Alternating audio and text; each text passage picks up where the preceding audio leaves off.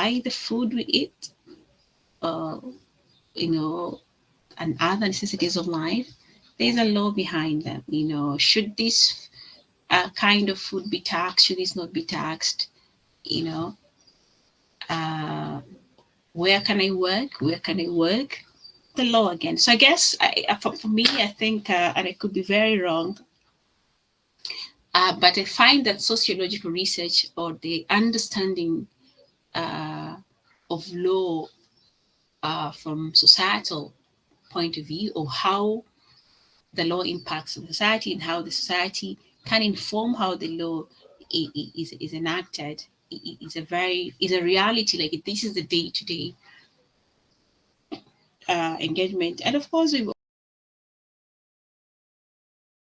that's one of the descriptions you had when you're joining law school. But law is a social science.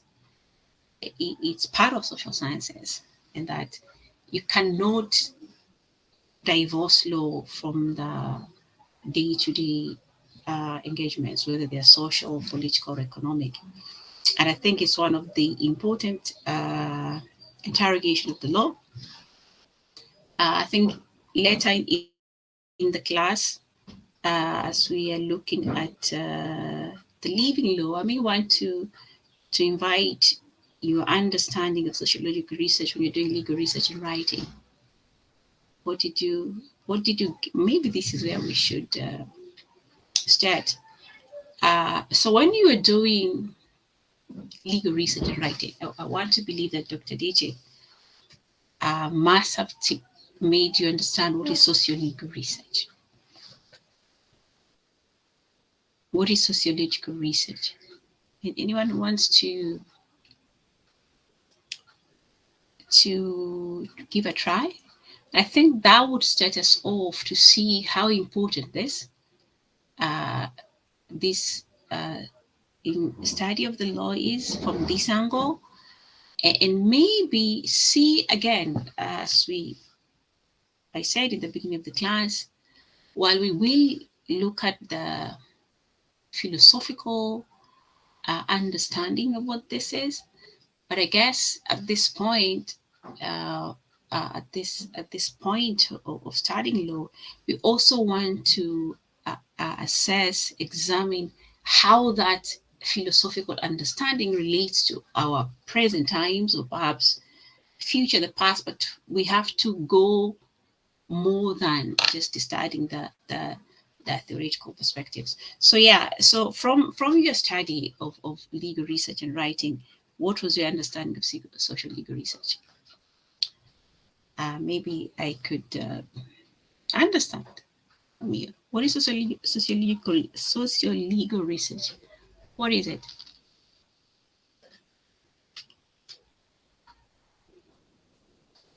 Mm-hmm. Oh, you've forgotten.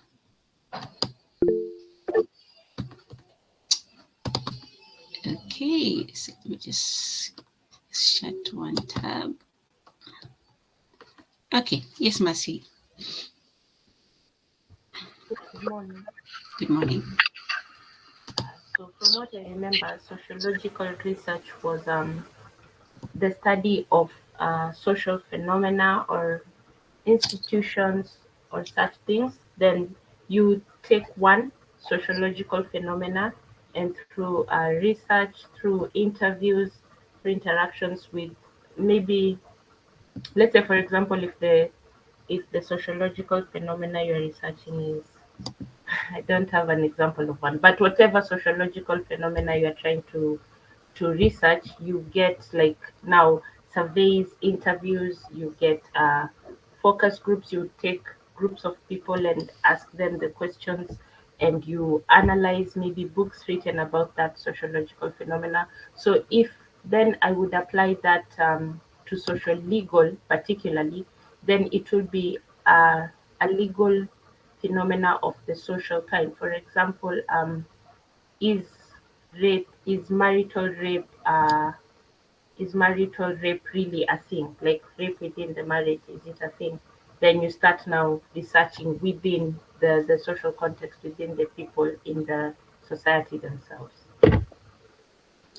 Okay, and He raised two important points.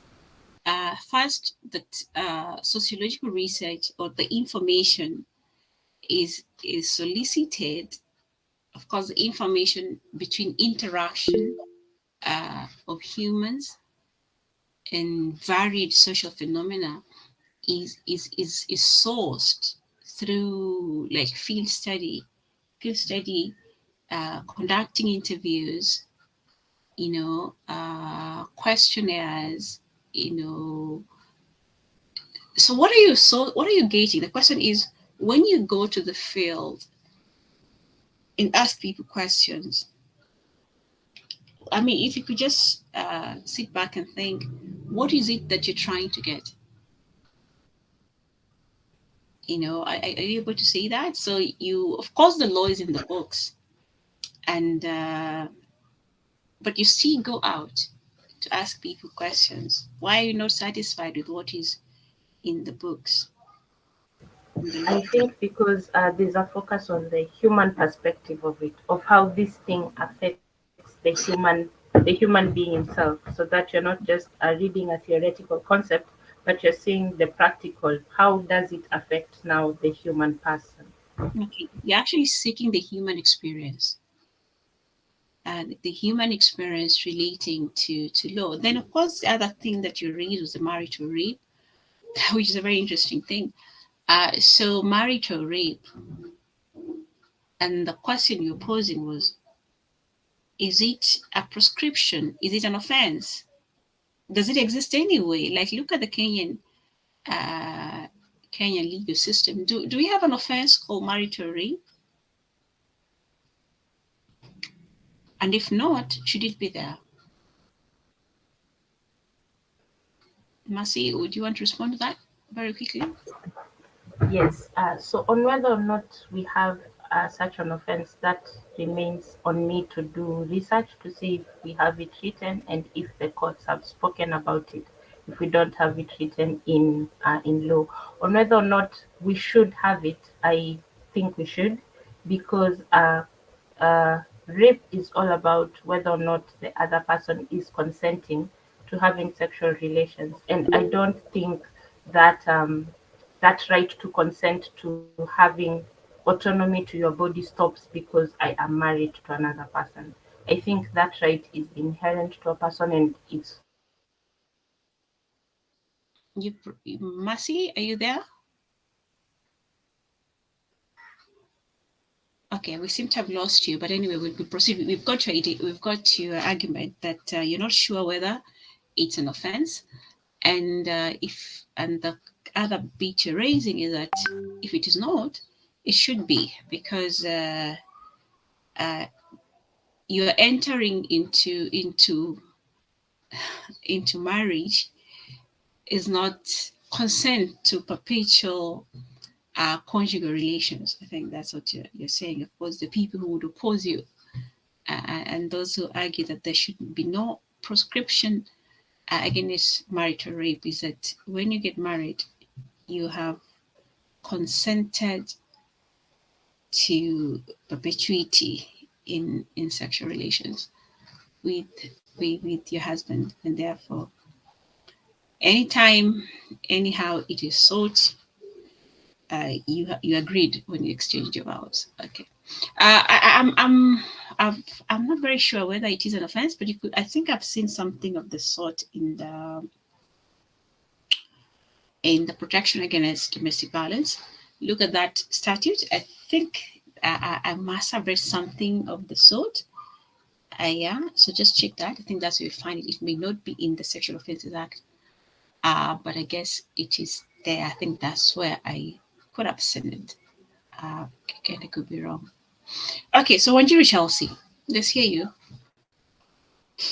Uh, how I understood sociological research, it's it's tries to understand how law works in the society, just like Arike said with humans. It doesn't assume that law works in a vacuum. It tries to understand how law is applied in society, law in action. Mm-hmm. And Yeah. to, Mm-hmm. okay, I don't have an example, but I'm not sure the example Mercy is giving about marital rape, if it does exist, I don't know. I don't think it will be that easy to prove. Okay. Yeah. Okay, great. Thank you so much. That's a discussion you guys should have in your family law class. It's a debate. I'm not ready to engage in it. It will consume a lot of our time, but it's a good example. It's a good example to bring in the discussion of sociological jurisprudence, and we will revisit it towards the end when we're discussing what we call the living law. As you put it, the law in action. Uh, now, what is the opposite? Stay back in your legal research and writing class. What was the opposite of sociolegal research? I think many lawyers, and of course, lawyers would be found in different categories, and we'll later see that some categories just merge. Like you can't be in, say, I'm strictly a naturalist. Sometimes, as I say, you may oscillate. Uh, but when you are doing legal research, this comes very at the very introduction, I guess, of legal research and writing. What was the opposite of it? What is, if you're not doing socio-legal research, what are you doing? Yes, Mohammed. Dr. This one, I just want to give it a shot. I'm not sure. I might be wrong, but I think it could be doctrinal research. The kind of research that is true. If you're not doing socio-legal research, you do it. So you like doing the law in the books. The kind of research is arguing from the perspective of what the law prescribes or proscribes. So the law says A, B, C, D. That's it. That's it. It is. So it is. As we say, a doctrinal will be more of a thing of the positive school of thought. The law says A, B, C, D. So it is. But sociolegal research, and this is sort of like summarizing the entire of sociological jurisprudence. They look at the impact of the law on society. Okay, so yes, the law in the book says XYZ, but how has society received it, or how does society interact with it? If society is happy with the way the law in the book is, then that's the law. Okay, so that's from sociological research. If society, if the people are comfortable, are happy with the law as written in the books, then that is the law. But if the people are uncomfortable with the law as contained in the books, then the law in the books must be reformed, must be altered to reflect the societal attitudes, the societal understanding of the law. So when we go doing sociolegal research, we want to see how we are examining the effects of the law on society. We are looking at the impact of the law in society, and we also want to see, does the society understand the law in a different way from the way it is contained in the book, and whether it is possible to then reform the law in the books from the societal perspective what the law is. So that's what we're doing. And let me give you a very, very brief example. My PhD research, as I said, related to Muslim women's inheritance rights. Okay. So, and then you can tell me whether that was sociological research or not. So, but the main reason why I was going out, why I sought out to do the study, was to find out. So, like in Islamic law, men and women have rights to inherit. Men and women have rights to inherit. So they can inherit, and they inherit any property that the disease has left. So I was going out to study whether do Muslim women in Kenya really actually get this inheritance. Okay, so you get what I'm saying? So the law says that men and women have a right to inheritance, to inherit any of their deceased relative.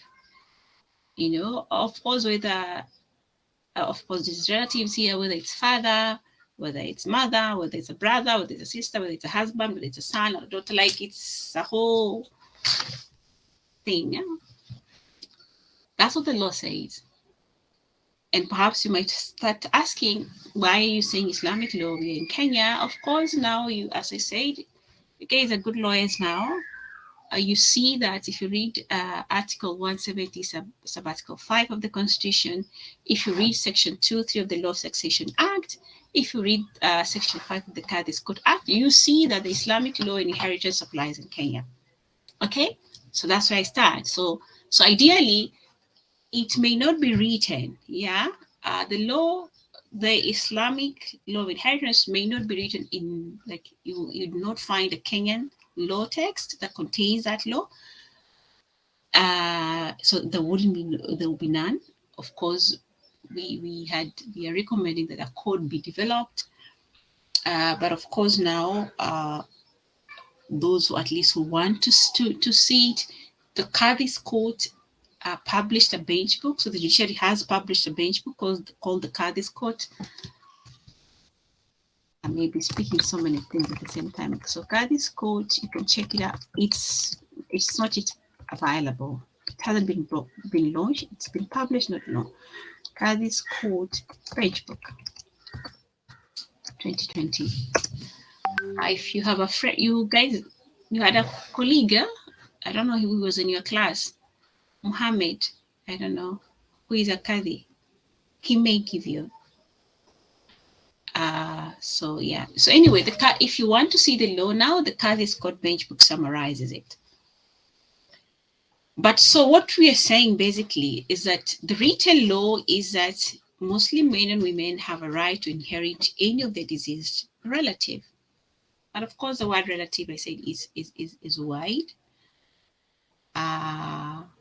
It may be different from what is contained in the Law of Succession Act. You're doing family law and succession now, so that it is different.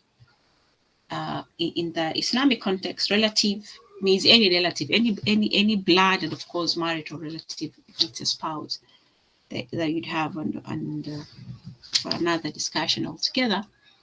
But so that's the law. But my research was about, I was particularly interested to find out, do these Muslim women, of course I wasn't much, but whether the Muslim women in Kenya indeed receive this inheritance. Do they inherit? Yeah, so and I would end it up there. Maybe when we're discussing critical legal studies, I might bring this example again and show you where I went. But at least I went to the field, and that was my question. So the question is, would you perceive this as social legal research? What was it? What was I doing?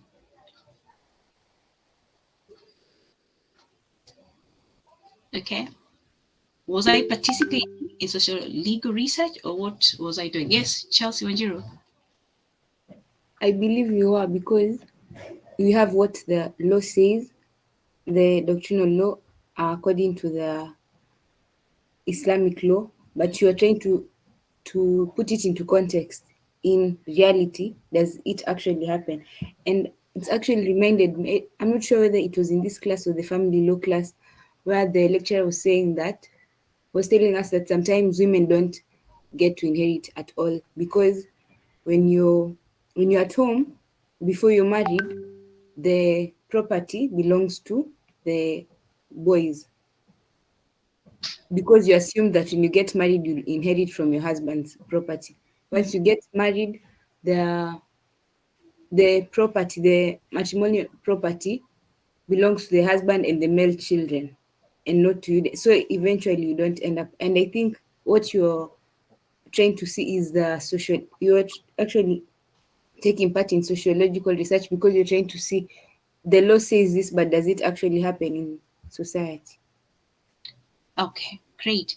Yeah, so I'm informed that my internet is unstable. Just in case I get lost, Ronald, you can quickly text me, and that means I should put my bundles on as well, so that I can also get the. Yes, Mohammed. Dr. Just to add to what Wanjiru said, I think you are doing a socio-legal research because you are also moving around, going to towns, meeting people, and also getting their own personal experience and history, so and perspective. So I think that was social legal research and instead of doctrinal, because I think doctrinal you could have just sat somewhere using the computer, do your own research, but now you are moving and immersing yourself with the people and getting the experience and daily life experience. So I think that was Yeah. sociology.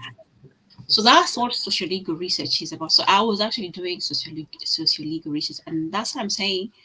I find it's a very important enterprise, a very important science of the law in contemporary legal studies. Like that, this is you would find that a good number of lawyers, this is what they engage in.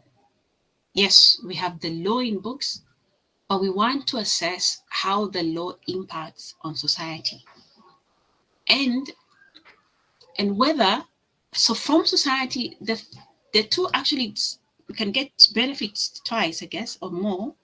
So I'm going to assess how the law impacts the society or how the law plays out actually in society. So it is in the books, but how does it play out in society? Then from what I find there, I would come up with recommendations that we need to change the law. Maybe we need to do more so that we realize the law in society. Like I found that most women did not inherit. In some communities, I found they didn't even know that women have a right to inherit. So what recommendation do I come with? We need to do civil education, to society. And you find, and of course, there are some very, very hard questions thrown on me that that yes, of course, there's also that angle where some categories of relationship you have men getting twice as much as females, and the reason is that the twice as much is on one part is for the man, and the second part is for him to utilize it in family support, including the females who got only a single portion. So that's the law. But then you get there and realize that still men takes twice as much, but they don't do family support. And the women rights advocates that I met would tell me we need to reform the law. Yeah, of course, I was plagued with the question of whether I could seek reform of Islamic law, and that's like an entire subchapter of my chapter 3 where I discuss whether that's feasible or not. But what I'm saying is that from the research that you do, you may get lessons that would inform the reform or the alteration of the law. That's sociological research for you. I guess it just summarizes what sociological jurisprudence is. So, Marcia Arike, I hope you're not asking me whether I call for reform of the law, because that one I will not preempt. Uh, you can read it. It tells it in the library. Of course, And now that you've stopped me, I wouldn't ask that.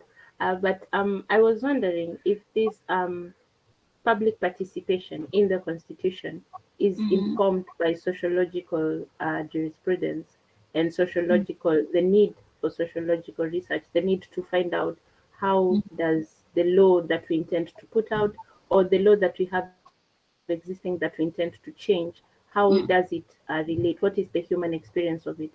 And even commissions. Sometimes you find that there's commissions for ABCD. They've put out a commission to study. Like you told us, there is statement of the law where this legal scholar, forget the name, but I remember it because you said the restatement of succession law, the restatement of African customary law went out to study. So whether or not it was right, it seems that you kind of try to find the human experience. So I'm wondering if this is sociological jurisprudence or sociological research in the law itself that the law is kind of advocating for it?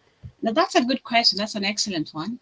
And I think, yes, you could say so. The public participation, where you're finding out, okay, of course, again, how does public participation come by?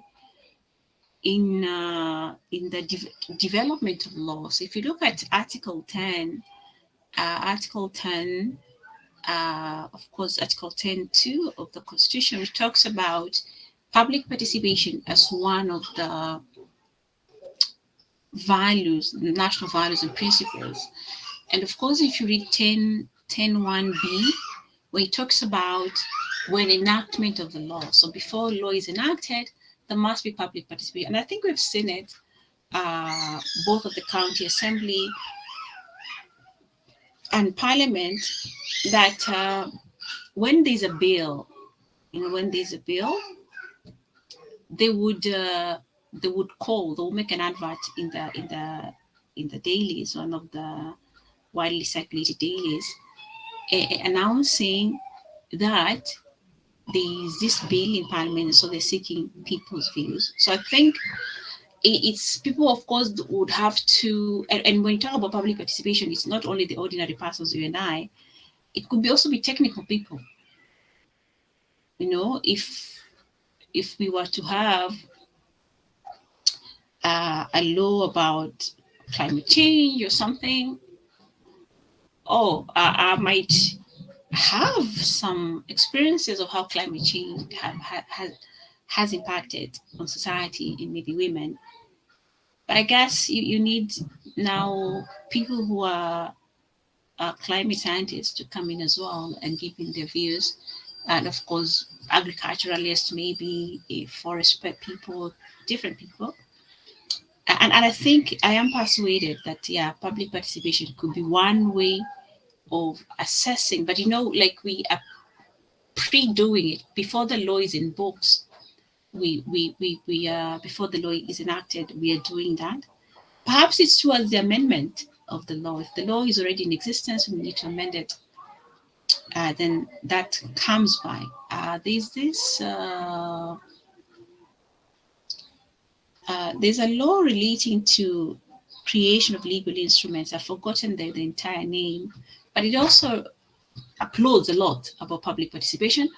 Of course, if you look at the provisions in the Constitution relating to how county assembly legislation is made and how law is made at the National Assembly and the Senate, they also mention public participation. I think, it could be. And that's a very good derivation of what this class intends to do is how do we see sociological jurisprudence at play in contemporary legal system? So that's how you do it, and I think that's great. That is great. Now that we have said that, we seem to know what it is. I think now let's get into the philosophical arguments, and of course interrogate how our laws have responded to this study of law, or this perspective of law, and how the courts have also engaged with it, and so that at the end of the class, we are somewhere, or we know how to argue it in reality. But that's basically it. And I think some weeks back, the faculty had a conference. I didn't attend it myself because of other reasons, but it was a conference on sociological research and climate change and sustainable development. I saw parts of the presentation, then I was trying to get the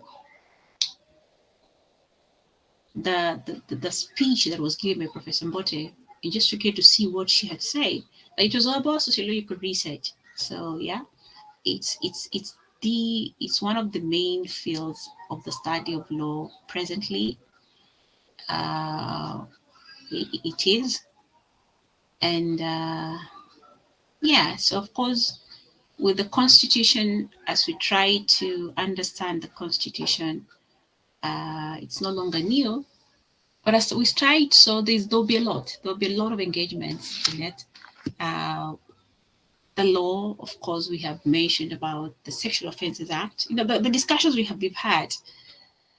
Is the Sexual Offences Act real? Is it practical? I think you're trying to find, is the law practical? That's what you mean by sociological research in a vague understanding of it. Is the law practical? Does it talk to society? Or is it abstract?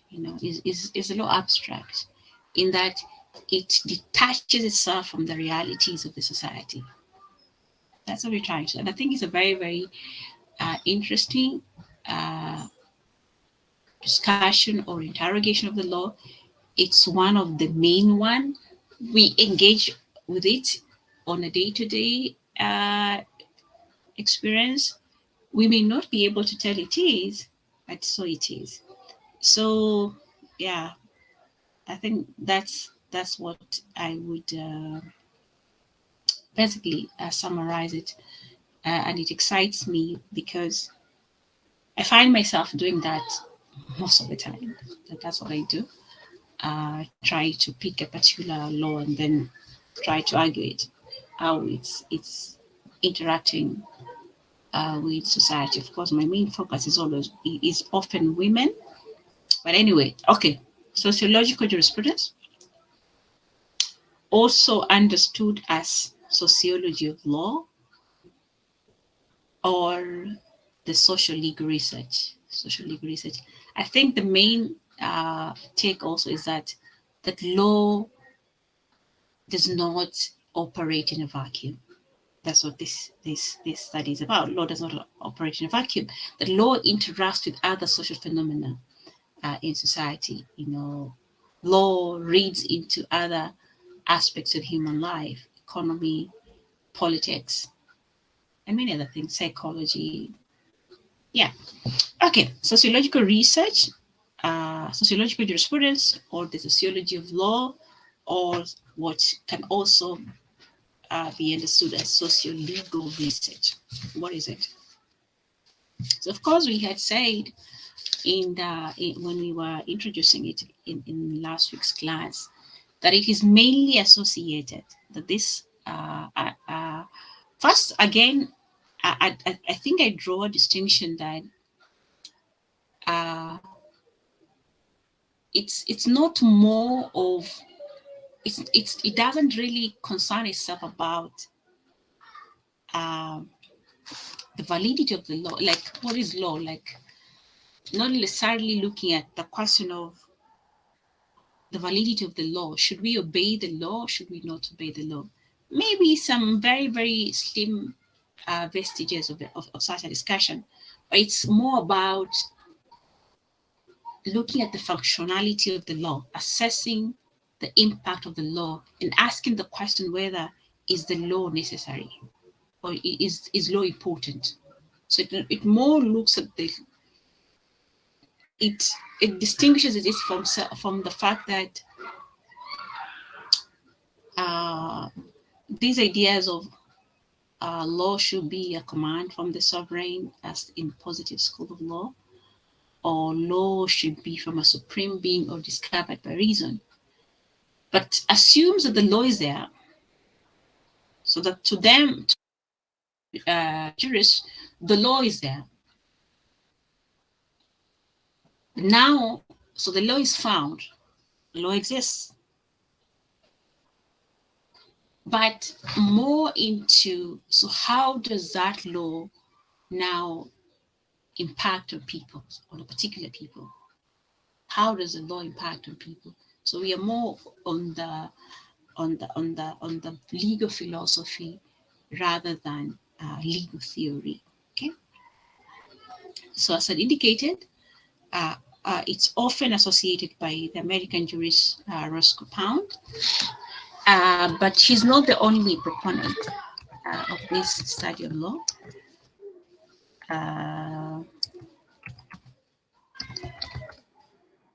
So in the Anglo-American jurisprudence, this is where you find Roscoe Pound.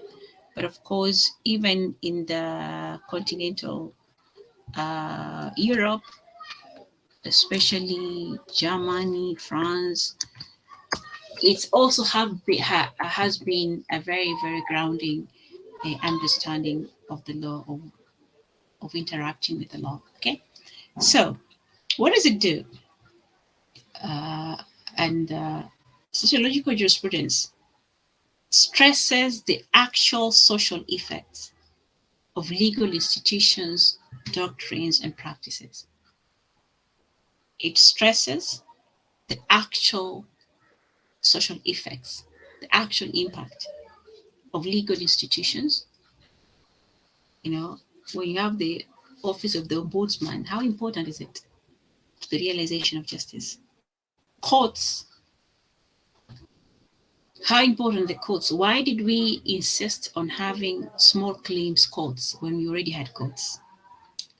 You know, so why? Maybe because we want expeditious justice. We realize that there are matters below £1 million that can be easily done with courts. We shouldn't mix a question of 500,000 shillings with one of 2 million, 3 million, and therefore we have a long cause list, or a long a cause list is it's a list of cases, because the word cause means cases.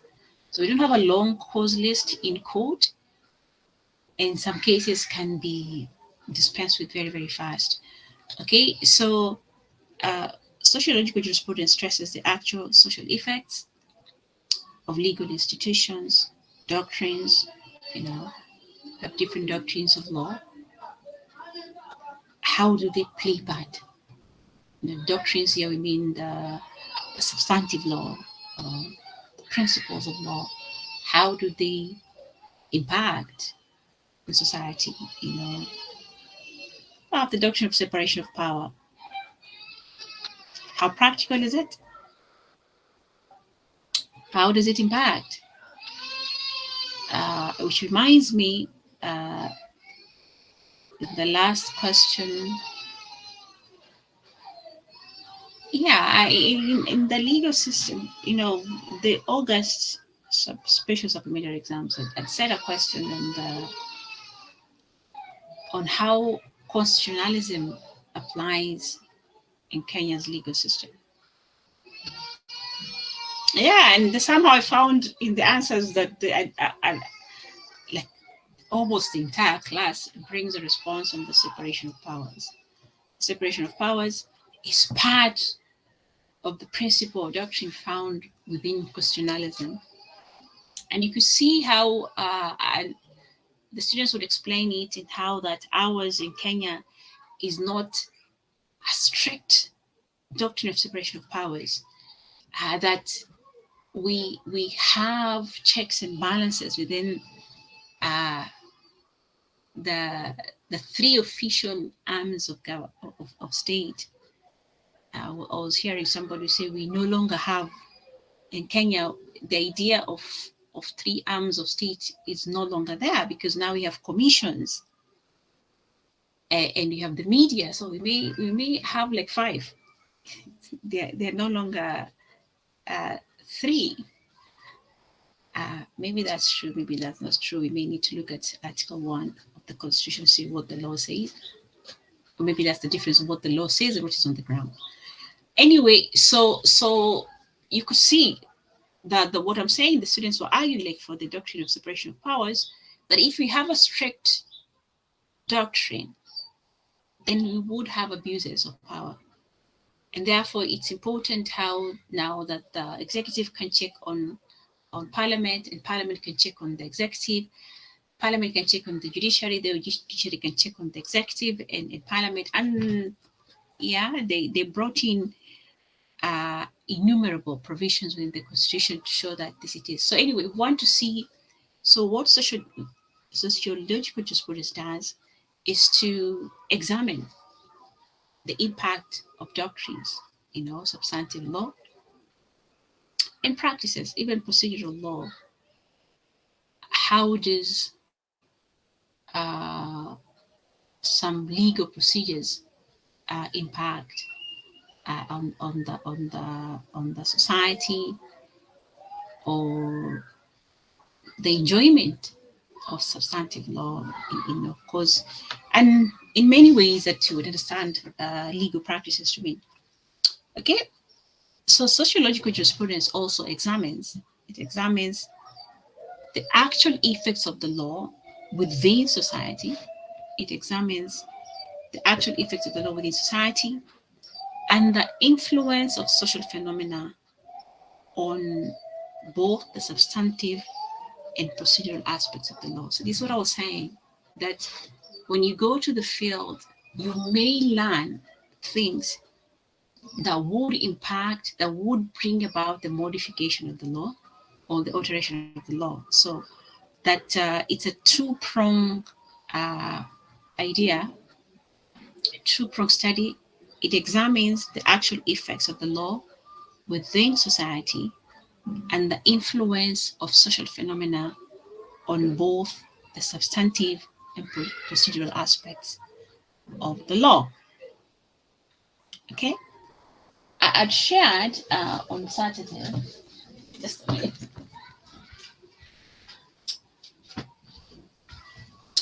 I'd shared on Saturday, so that's summarized what we had began discussing. But I also shared that Roscoe Pound developed a 6-point understanding or a 6 action point for sociological jurist. What does sociological jurisprudence in actual sense do? So we've said it does that, examines how the law participates in society, how the law works, how the law interacts in society. I think that's what it does. And also how other social interactions can inform the law. I mean, when we do psychology, we study psychology. How does psychology inform the law? Of course, like mental health issues is now seem to be a preoccupation of most of us. So how does that inform the law? Okay, so Pound develops in 1912 a 6-point action program or designation of what sociological jurists do. First, that's sociological jurisprudence studies the actual effects of legal institutional doctrines. So we've seen that it also studies the effects of comparative legislation. And we're going to look at this in detail on how it develops and how Pounds learns this from other sociological jurists. Is that, as I think Chelsea Wino had mentioned, is that one of the preoccupation areas of sociological jurisprudence is law reform. Just as I said, I go to the field, get the people's perspective about the law. Sometimes we don't agree with what the law is, and we seek change. So you come in and say this is what the people are saying. Of course, what everything that people tell you is not, you're not going to change the law because you keep on changing the law every time. But of course, you put it on a balance. Like this is what they said, and you of course you take it through all the scales and see what would work best for the society, and then you may propose a change. So sociological jurisprudence, its main preoccupation is legal change, is reform. But you see that, and we'll see that later, that when you're seeking reform, the proposition of sociological jurists is that you seek reform by looking at other legal systems, by comparing your legal system with others.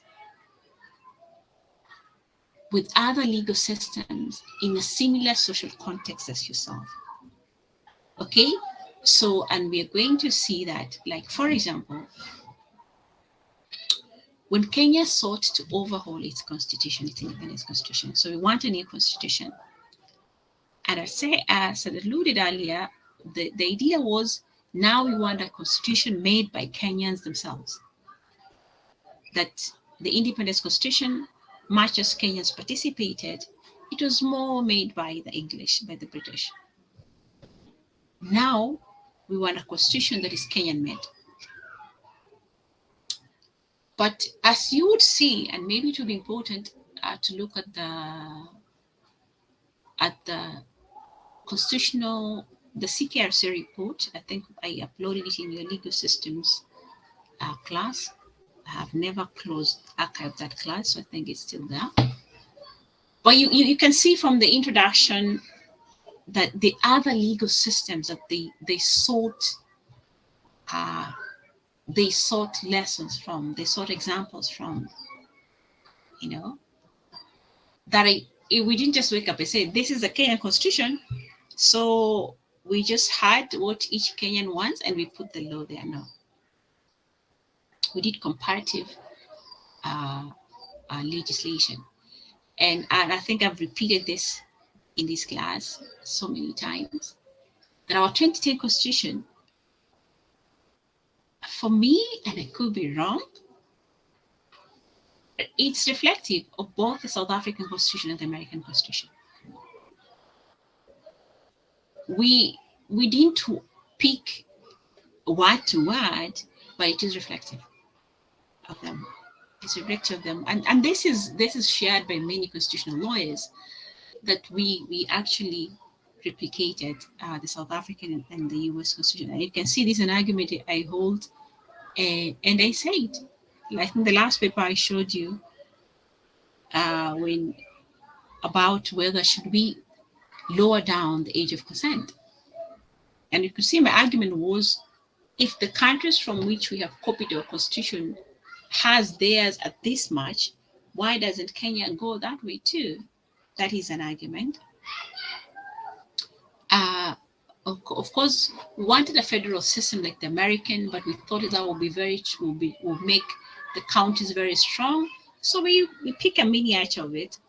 But yeah, so one of the preoccupations of sociological jurisprudence is the study of the effects of comparative legislation. That will see that later sociological jurists say that law is not law if it's not sourced from comparative analysis.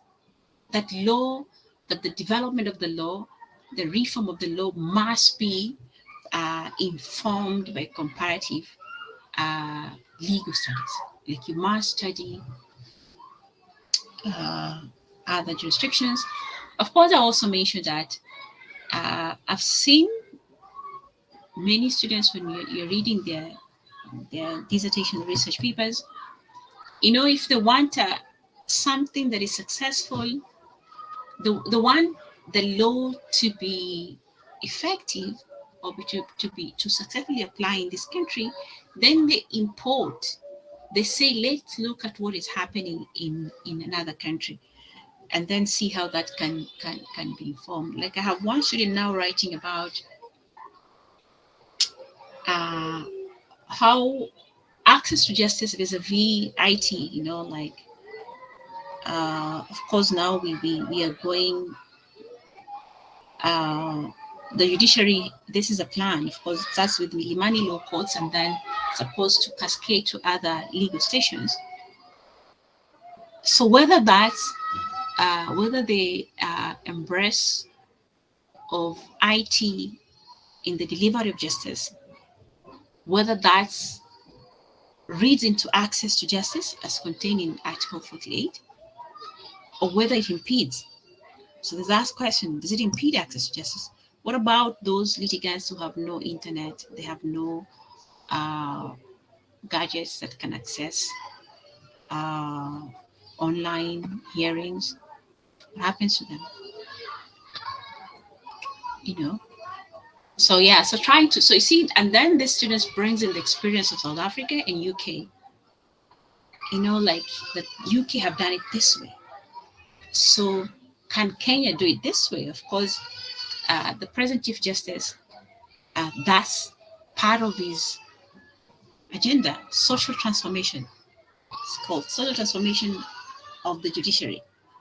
That's her agenda. And so the student is quizzing how does the Chief Justice realizes her dream in Kenya, and so compares what has happened in other jurisdictions and bringing here. I have another student who is writing about delegalizing euthanasia in Kenya, decriminalizing it, and that it should not be criminal to commit euthanasia. And so she brings in experiences, human experiences from other jurisdictions to discuss why Kenya should take this route. Okay, so that's the study of the effects of comparative legislation, that law is that which is law in other societies with similar social contexts as the one that seeks to develop its law. Third,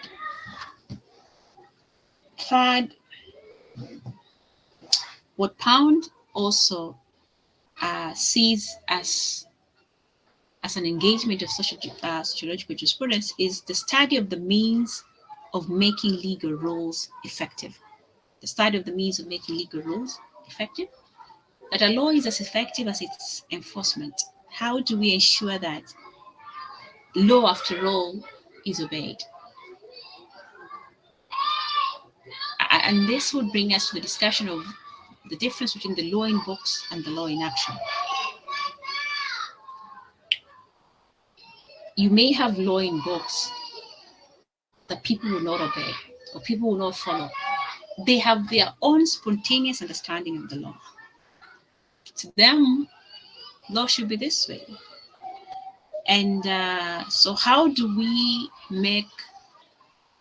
reconcile the law in books with the law in action? Fourth, a study of sociological legal history. That is the effects of legal doctrines in the past. That and we'll see that that how sociological jurisprudence evolves. That it's a mix, it's a fusion of both historical jurisprudence and anthropological jurisprudence from a comparative analysis. Like you see, you go to one legal system and study how that legal system has evolved and how it interacts with the people that it serves, for it to inform the law in another country or the law in another society. So they study the legal history or the sociological legal history, that is how the legal doctrines of the past over another jurisdiction brought about the contemporary law of that society, and how that process aid in the development of the recipient country. Okay, so that if we are studying the US, like at the time when we were making our constitution, we were overhauling our constitution. So we study how the US came about with their constitution up to the point where they are now. So this document that is almost 2 years, over 2 centuries old, how has it stand the vagaries of time? What made it possible that it has stood that long? Okay, so we start the legal history and how it has impacted the society, and then we are the recipient country. We see how that process that brought about the US Constitution and made it to be strong to date, how can that be emulated uh, in our jurisdiction? Perhaps I could be wrong. That's what informed our chapter on the amendment of the Constitution. To make it so hard to amend this document so that it lasts at least, no, if not 200 years, but at least 50. Yeah. And of course,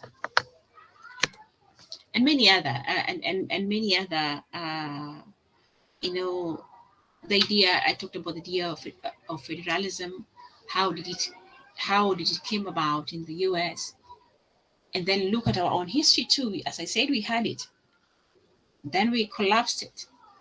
How do we bring it back? Probably this time make it stronger, learning from the US history. And many others. The examples are many. So uh, the fifth industry for sociological jurists is advocacy of reasonable and just solutions of individual cases. Advocacy of reasonable and just solution of individual cases. That the law is that which, for sociological jurisprudence, the law is that which marries with the legal attitude of the majority in a particular society. Again, still singing into the tune of the living law. So law is, so we talk about reasonable here in the sense of the objective man, the sense of the objective man, so that it is mostly likely to be accepted as the law if a big chunk of the society agrees on a particular conception, or this should be proscribed, this should be prohibited, this shouldn't. So that when there is an average understanding of what should be the law and what shouldn't be, then we could say that we are reaching reasonable and just solutions of cases, because ideally a majority, we may not agree, all of us, like whether marriage or rape is an offense or not. So not all of us might agree, but if we have a sizable number of the Kenyan society that agrees that marriage or rape is an offense, then it should be. Or so that's how it's going to be decided. The sixth category or preoccupation, or what sociological jurists do, is making efforts more effective in achieving the purpose of law, that we ensure that the law actually meets its purpose. The law was meant to do ABCD. I mean, the law has a goal always. So sociological jurists would go to the ground and see how can we make the law meet that goal. Where, if there's any gaps, where are the gaps and how do we fill those gaps? Like in the study of my PhD, I was going to find out whether these women who profess themselves to be Muslims, whether they actually inherit. Because that's what the law is, that they should inherit, that they have property rights, just like men. Of course, the idea of women and property, it's a very long discussion. Women have not had proprietary rights for very long. They were seen as property themselves. They were property themselves. So, but how the purpose of the law, like that part of the law, was to ensure that women are not property, but that they have property rights themselves. So then the sociological jurist goes there to see, is this being achieved? Is this realized? And if it's not, how do we make the law reach that? So sometimes, as sociological jurists, our industry is not only to go to the field and get lessons to reform the law, but get lessons also to see how we can achieve the law best. Where are we missing the point? There could be a missing link. It's how do we do it? Okay, and well, uh, like for myself, I never. One of my recommendations was not to modify Islamic law. I said this is again now maybe a way to become a naturalist to say this is law given by the supreme being. It can be altered. It's for we humans to conform to the law. So that's how I argued. However, I argued that these women who do not get family support from the men that took twice as much as the inheritance should go back to court and seek execution of the court order. Like that the judges or the qadis would know that the fact that the man gets twice as much, it was not just because he's male. It's not about the idea of gender. It has never been about sex. It has been for family support. Why? Because Islam is patrilineal. The family is in the lives of the men. Like the family heritage comes from men, and therefore, this main part of the patrilineal nature is that they need to support the female. So of course, it all argued into the principle of equality and doctrine. It got deeper, which I don't want to engage in. But if you have time, you can read it. So it was a very, very interesting discussion doing that. I remember one of my supervisors then said, and I started getting a lot of requests to publish and engage in the discussion of about indirect discrimination, because that's how I brought it. And what is substantive equality? If you do human rights and you discuss Article 27, you may want to ask your professor or lecturer what is substantive equality. At least it's good. Or if I meet you in gender and the law in fourth year, we might discuss it. We would discuss it. But it's an elective, we don't have to do it. Okay, so I went around that, and it was a very, very enlightening experience for myself too. So what I argued is that the women need to be empowered. That after the court has issued an order, they say, oh, Halima gets this much, Ali gets this much.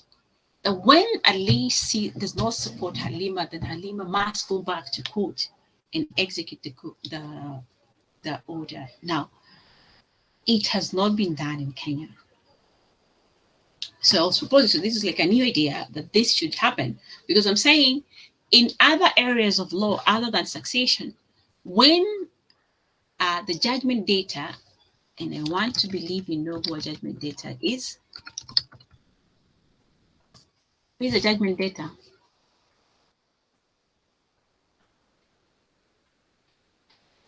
The person in whom the decree or the judgment says has to pay the other party either damages or whatever money the court awards. Yeah, the judgment data of the person who, ideally, we'll say who has lost the case. Yeah, so the one that was supposed not to pay cost, you pay cost and other things that maybe have been asked. That would mean so I would use it very loosely in the case of succession, because in succession cases we say it's a win-win. Like no one should, ideally they're not very contentious. Some are, but ideally in that field we say it's a win-win litigation. So that I'm saying, if in other areas of law, when the judgment data fails to meet the order, we go to court for execution. What would stop the women in inheritance cases from doing such? So that's what I was arguing. So how do we meet the purpose of the law? And the other recommendation I made is that the cadis and the judges should be open to seeing these kinds of application being brought to court. Okay, so those are in a nutshell what Roscoe Pound says preoccupies sociological jurists, or that's the industry of sociological jurisprudence. That's what sociological jurisprudence seeks to find to gain. Like, this is what it sees is as an interaction of the law with society. These are the things that they'll be looking into. Okay, so ideally, what the sociological jurists occupy themselves with is the social interests that necessitate legal recognition. Sociological jurists preoccupy themselves with those social interests that necessitate legal recognition, whether the interests are communal or the individual interest. So they look at what social affairs must be legislated. What social affairs, whether communal, that is public, whether they are public affairs or individual affairs, that must be legislated, that must be regulated by law. So issues such as health, we talked about health, and different, whether it's reproductive health, we talk about emergency cases, it's very interesting. Maybe we knew, like, it's within, maybe that's where natural law comes in. Maybe it's our conscious that when we see somebody that if you work in a medical facilities, maybe, I'm assuming, consciously, when somebody comes or when somebody is brought to the facility in a very critical condition, badly injured, or very critical condition, maybe, I'm supposing, consciously as a medical practitioner, you feel that you should attend to that person. Questions of whether who is paying, does he have insurance? Is he a self-paying client? Or what exactly happened? You may want to take a very little history, but the thing is, I think your first intuition would be to save life. Maybe. That's what I'm saying. Maybe that's what, as a human being, that's what you think should happen. But has it not happened that people in critical medical conditions, when they're taken to hospitals, they'll just be looked at, especially if it's a private facility, they're like, nani analipa? Unalipa, is it by card? We don't take cards here. We take either M-Pesa or cash. It happens. It happens. I remember some time back, should be like how many years? 4 years ago. I had a second. I took her to one of these private facilities. We were going for a routine checkup. So I think I must have how much money? I had like 5,000 cash. That's what I had.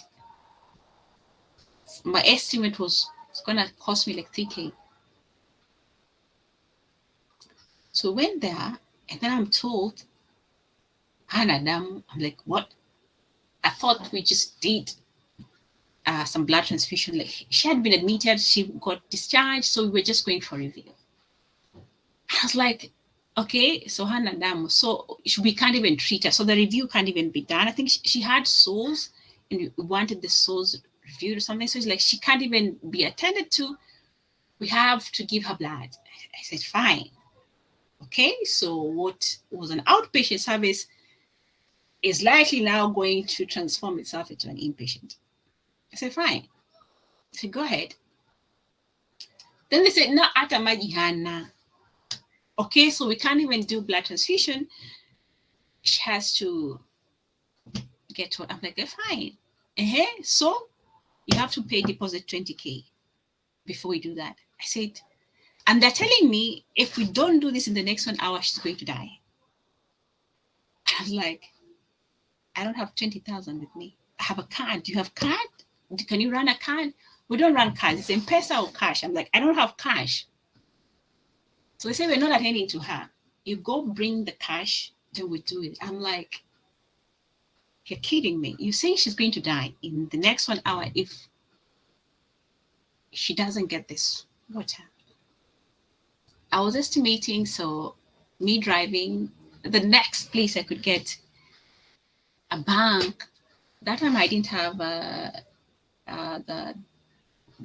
M-Pesa, the M-banking.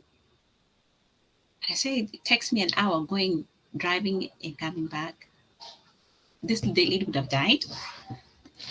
So that's kind of scenario. Of course, I asked, so this water is how much? It's 90 bob.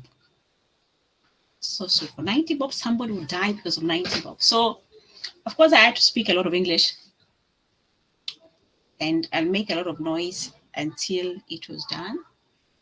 And then got somebody to send me money immediately. And that's how. So anyway, and of course, that's an example. That's a personal experience. It will take me long to forget and how I had that hospital. But what I'm trying to tell you, for this reason, of course, it reminds me, now you see the Health Act has a provision relating to emergency treatment. So these are the kinds of experiences that brought about that it is an obligation, or even on private facilities, that when somebody has been brought in on emergency treatment, then the facility must treat that patient, regardless of whether you know who's going to pay, who's not going to pay. The idea is to save life. I think as Kenyans, we still have a long way to get to that, to appreciate that. But it's there. It's in the Health Act. And I remember it's around 2012 or I don't know, thereabout. Because when it was a health bill, I had been asked to review it from a gender lens and see how it is. When I remember reading that provision. Yeah, so, but we have a long way as a country to get there. Just I think last month, we saw a court, I don't know, those areas, Rift Valley, that awarded a man 3 million for damages because he took his wife in labor and the facility just looked at her until she died. Okay, so those are kinds of health issues. So I'm saying the things that as a society impacts us, some we take them as ordinary, but they have legal implications. And either the law informs them or they should inform the law. So what Roscoe Pound is saying is that, or generally what the sociological jurisprudence school of thought says, that it is interests that necessitate legal recognition, whether those interests are communal, whether they're public or they're individual. And I want to, so I've given you that example in terms of health, but feel free to think of other societal engagements, interests that need legal recognition or they form legal recognition. Of course, it talks about in terms of peace, some other interests that need legal recognition is peace. Of course, if you start abusing people around or causing chaos, we might cite you for breach of peace, it's a criminal offense.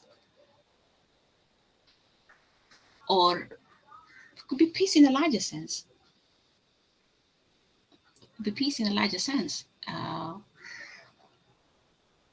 Those of you, if during the 2008 post-election violence, because of the disruption of peace, we had some laws put in place. And that's why you would see the sixth schedule to the present constitution legislated around areas to accommodate the post-election crisis. So you see that, of course, some of those provisions later lapsed when we went to the next election. But when we had that Muslim party government, for the sake of peace in this country, we now had to have a prime minister and a president. And we had to make law for it so that they don't exist outside law. So issues like excess of religion, this is a social phenomenon, religious social phenomenon, that we have a right to worship, Article 32, whether in public or as an individual, that you have a right to manifest your religion. For this is a big question today. How do you manifest your religion? That because of your religion, you should not be denied certain rights. So you would assume maybe the excess of religion should be outside the law. Like, I'm born Christian, I'm born Muslim, I'm born Hindu, I'm born without religion, and that should be no law's business. Maybe that's what you imagine. But the law says that, yes, it's what you do, what you find yourself doing on a day-to-day basis. But it must be regulated. Even how does your excess of religion not affect mine? You may be what you are, but how do we regulate you so that you also don't impact on how I do mine, such things. So how do we conserve the environment? I mean, we have laws about not cutting trees. Yeah. Or maybe we should plant trees. About noise pollution, we regulate that. About how you can, I mean, if you have a piece of land and it has minerals, but I need laws to regulate how I excavate my mineral, how I mine it. Perhaps it's not even mine, it's the government's, even when it's in my property. Our economy, so the law regulates the economy. And economy in the big sense, the economy on how we are, I don't know, as a middle industrialized nation, including how I make my money. Some ventures will be termed illegal. I work, and still the money that I make, I'm told it has to be taxed. That's still the law. The law still regulates that. So you see, these are day-to-day things that some we take them to be ordinary, but you see that the law still infiltrates its hand in them. Or maybe so that we have a tussle about whose property it is. And the law, I say this is my property, somebody else said this is mine, and the law comes in and adjudicates and says it is this person's because of ABCD. Of course, politics, law regulates politics, our cultural lives, how we engage with culture, and whether some of our cultural rights are right or wrong. Of course, last week we were talking about both historical and anthropological jurisprudence, and how some customary practices are seen repugnant to justice and morality, that they unsettle the conscience of human mind. And we still say some are good. And that's why you see Article 43, I guess. Is it Article 43 or 33 that talks about culture, that enshrines culture, recognizes culture, and that it's good we can celebrate our cultural lives and we can have this kind of dressing and other things. The standards of living, that we should have, every Kenyan should have access to water, clean, good water, such things. A good food, that should be Article 44. And now we have the GMOs coming in. I don't know whether that fits within Article 44 or whether the minister, the CSO trade says that we have many competing rights, the many competing contenders, uh, the many competing contenders to the lives of Kenyans. That Kenyans die of very. I don't know whether you've seen that uh, small TikTok video that Kenyans die of very many reasons. So GMOs is just coming to add on the list. And therefore, we shouldn't be worried anyway. We were dying of diseases even before in poverty. So what would GMO do other than just add the list? Anyway, but talking about standards of living. So how many of us, the law regulates also, what is poverty? When do you say somebody's poor? And then we have this, uh, you know, we have facilities, facilities for persons with disability, for aged people, just to enhance the living standard. So what you see is that law permeates our lives, our daily lives, our permeates, and that's what uh, Pound sees as the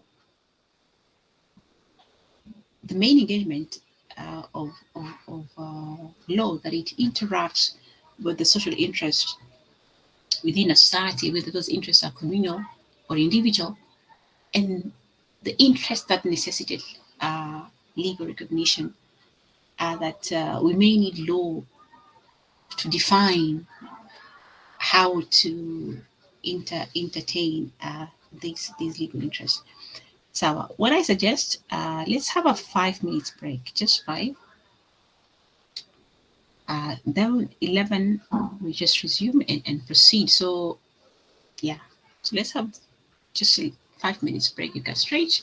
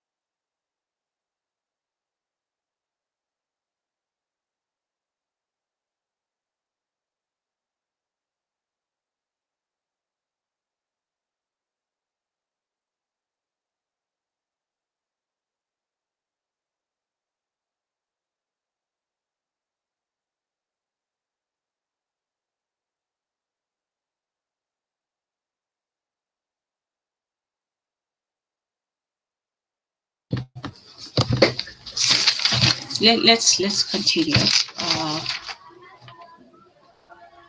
in the interest of time. Okay. So of course, what we are saying, we've already said that uh, the sociological jurist uh, does not preoccupy himself with the meaning of the law. The question what the law is, uh, that is aside. For them, law is there, law exists, law is there. Rather, what preoccupies the sociological jurist is what areas of life does the law address or should address. What we're talking about, the social interest that necessitate legal recognition. So the law is there.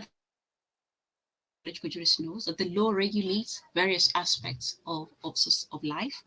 So his preoccupation is what areas of law does the law address? And perhaps you want to go there and see, because law addresses XYZ, does it meet its purpose? Is it being implemented? You know, is it effective in the sense that it is obeyed, of course, implemented, or it's not? So, and of course, what should be done? Of course, talking about legal reform. So that's one thing. And what areas should the law address if it doesn't? What areas are yet to be covered by the law and should be covered by the law? This is how sometimes we come up with that we should have an area regulating this aspect of life. Of course, you go do your research and see that we need to have a regulation by the law, that if we are left the way things are, we may not prosper as a society, or we may have chaos as a society. You know, what Thomas Hobbes says, that if we are left unregulated, we may have commotion, chaos in society. So what the sociological jurist does is to not engage himself on the meaning of the law, what the law is, what is law or what makes law. He's not interested in what makes law, but what areas of the law of life does the law address or should address according to the desires, claims, or demands expressed by the people. So, uh, what do the people say? What do they desire that should be regulated? What are they demanding that it be regulated? Yeah. So, but even then, so while the sociological jurist engages in finding the areas of the law, the areas of life that the law regulates, and what new areas that the law should address, depending on the people's desires, the people claims, the people demands. What Roscoe Pound argues is that even then, the law should seek the best balance of these demands, desires, and claims. If there are areas that are not yet covered by the law, and as a people, we demand that those areas be covered by the law, be regulated by the law. But even then, uh, sociological jurists argue we can regulate so much. We can regulate so much, like that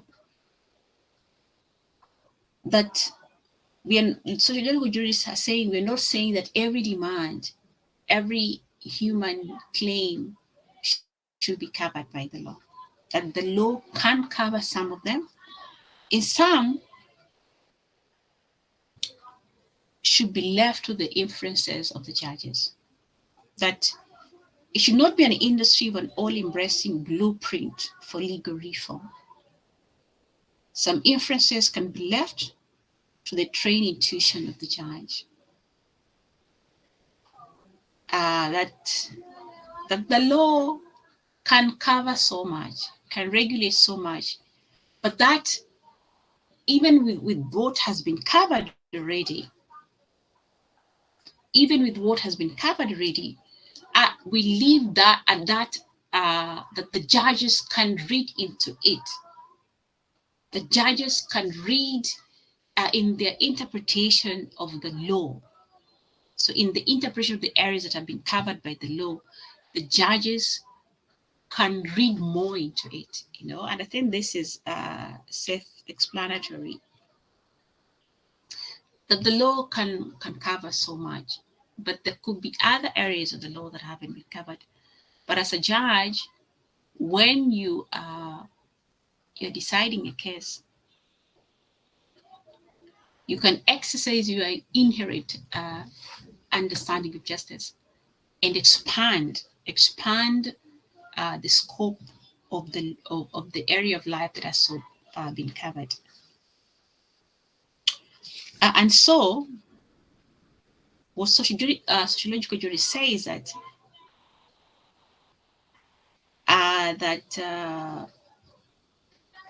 the doctrines of law are relative to societal evolution. That our understanding of law, how far the doctrines apply, are relative to societal evolution. They get expanded or perhaps reduced as creative legal reasoning of legal practitioners. And for me, legal practitioners are both bar and bench, increases. The meaning of the law today may be expanded tomorrow or may be reduced as we deeply understand the law. That's what is meant by the creative legal reasoning of the judges. So, you may have a sentence or a provision within the law, which in 2022 may mean this, but 2 years later, 3 years later, or maybe a large span of time, it may mean different thing because of how society has evolved. And I think that's true. And when I was reading this, I just paused to think about the Muratetu case. And you can also spend some time to reflect on this. But I was trying to see that until that decision,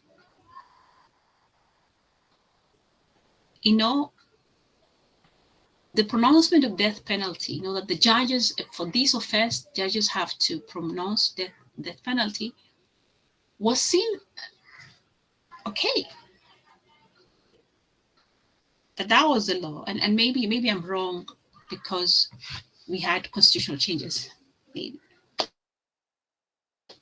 But this constitution has been for a while now.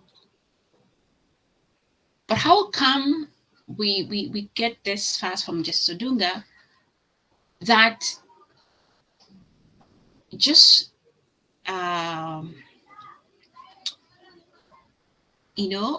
as condemning the accused person to death penalty as if it's the only penalty available for that offense is unconstitutional, because it disregards the judge's mind into applying other forms of punishment, into assessing that case as presented and finding out what proper punishment is deserving for this criminal, or for this accused person, for the one that is no longer an accused but convicted. So that we had this in the penal code for a while, that our societal, as the legal reasoning of the legal practitioner, and as I said, for me, I like using legal practitioner for both bar and bench. That means the lawyers and the judges. That our understanding, our appreciation of the law has evolved because we have evolved. We have got more exposed, and we feel that while the law had covered and had indicated that the penalty is death, but that now there is an understanding that other punishments are also meritorious, and not necessarily death penalty. So you can think about it. You can think about it. So what we are saying, the sociological jurists are arguing, is that their main preoccupation is what areas of life has the law covered and what should be covered, if not yet. And this, what should be, is that what other new areas of law should be covered would normally be sourced from the demands and the claims and the desires of people. But even then, let's not have a law that covers all desires and people's wishes. We can have the bare minimum that of principles or doctrines of law, and leave some space for judges to read into that law and expand. And of course, that this understanding is relative to societal evolution. It may increase, it may be expanded, it may be reduced, depending on our enhanced legal understanding. So Pound's jurisprudence emphasizes on legal reform. And of course, legal reform, and we're going to see legal reform in two ways. How legal reform by the bench, how judges engage in legal reform, and how the legislative arm engages in legal reform. How does legal reform get legislative arm, or maybe how does the written law get reformed, and how does reform takes place in judicial decisions? So, uh, so how Pound first regards legal reform, he says, you first set out the law as it is. So the law, we say the law exists. The sociological jurisprudence, law exists, law is there. So set out the law as it is. Then take suggestions for change, particularly in dissenting judgments. So set the law as it is. You note suggestions of change in dissenting judgments and law reform committees. So we have a law reform commission in Kenya, which once in a while would get or would present through the AG amendments of existing laws, you know. Yeah, so even when lawyers engage in identify areas that need to be reformed or amended, so then after that they've discussed, then it goes through some law reform commission plus the office of the attorney general, then they bring it about. So that Pound says, so how do legal reform takes place? You set out the law as it is, then you take suggestions of change in dissenting judgments and the law reform committees, and consider whether they are incompatible with some underlying doctrines of law. So just consider, so these changes that are being put forth both in some of the dissenting judgments and the law reform committees, and consider whether they are incompatible with existing doctrines of law. Then consider competing suggestions. What other alternatives are there that contend or that do not agree with the suggestions for change? Consider them and then adopt a suggestion that satisfies both angles as much as possible. So in legal reform, how does legal reform engage according to Pound, is that you have the law as it is, then you hear what dissenting judgments say in terms of change of the law, what they want, how they want the law to be changed, if at all. And of course, it may not necessarily be the dissenting judgments. It could also be other, even the majority decisions. Wherever that call for change is coming from. And then also consider the changes being put forth by the law reform committees and scale them, put them on a scale and see whether they're incompatible with the existing doctrines. Maybe they're saying the same things in different language. And also consider other suggestions from other quarters that may be disagreeing with the proposed changes, and then adopt a suggestion that satisfies both angles as much as possible. I'm in love with dissenting judgments. I like reading dissenting judgments. And I think I said this, well, I don't know whether I said this, maybe not in the class. But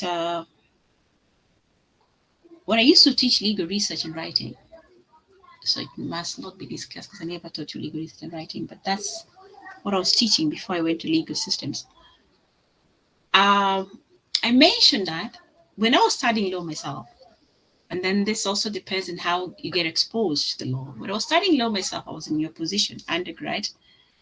I would hate dissenting judgments. I would think if they are the outcasts of law, that they're bad, that the majority decision is their decision. And I would have a dislike of them. So many years later, so I come back, fast forward into practice, and I realized they're the most informing decisions.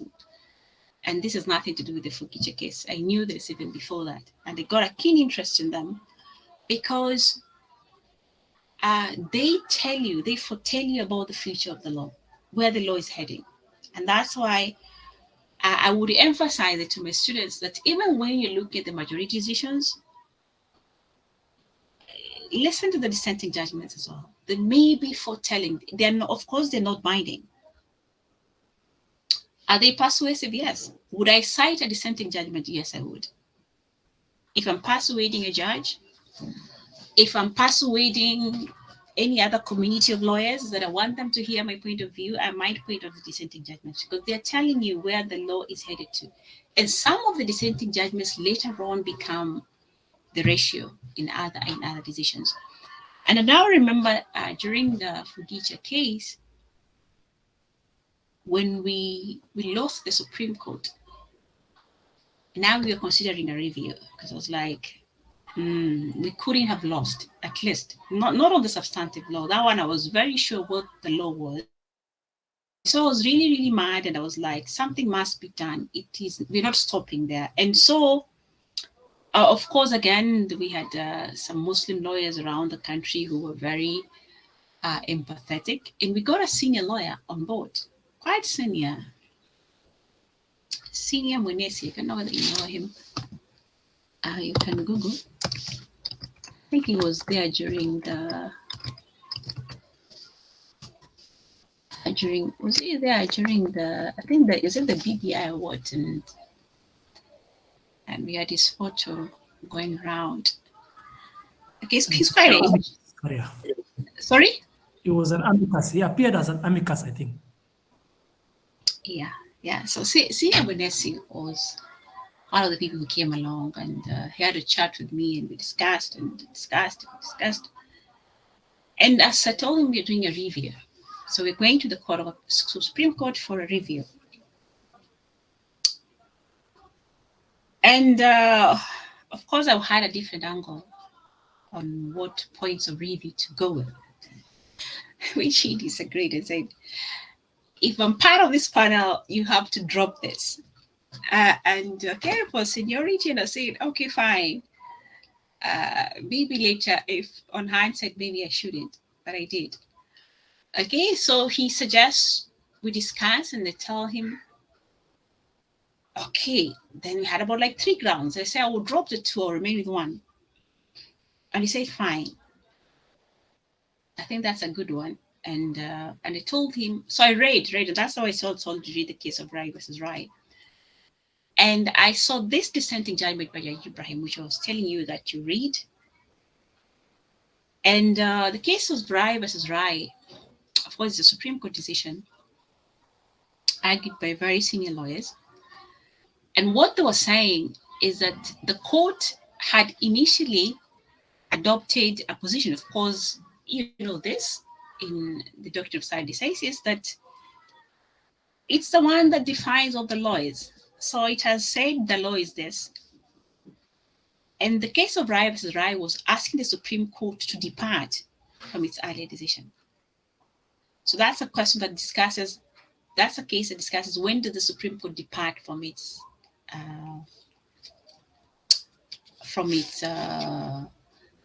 earlier decision. So it sets out grounds when it could depart, and of course does comparative legal analysis and says the U.S. Supreme Court has not departed. It takes 50 years for Supreme Court decision to depart from its decisions. We are not even 10 years. How old were they? So like we are not even there. Why would you ask us to move from one legal position to another? Will be seen as not a serious court that keeps oscillating here and there. They were true. Of course, that time they were giving a decision that the Supreme Court departed from was a 1968 decision, so that it took a while, 50 years. You've seen that the Roe versus Wade case, it has also taken 50 years for the Supreme Court to depart. And so the Supreme Court rules, the majority decision said no. And Justice Ibrahim said no. So he dissents and says, those criteria that you have set out that would allow this court, so I can't remember the paragraph. What I will show you is the argument that we used, how we used that dissenting judgment, is that the criteria that the court had set for it to depart from its own decision is not cast in stone. And Cecilia Muniz was telling me, that's a good one. Because what we're telling the court, or we're telling the Supreme Court, so the Supreme Court, ideally, just a brief, so we're going for review. I want you to see, we know the difference between review and appeal. So what's the difference? I would ask very quickly. What's the difference between an appeal and a review? Deborah?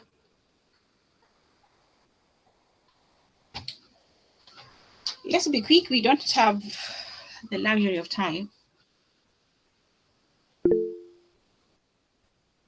Is Deborah in? Yes, I mean.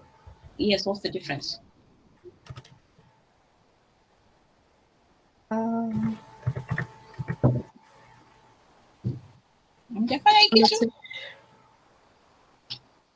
not too sure. Okay. Deborah, you're in third year. In law. And Kanini, what's the difference between review and appeal?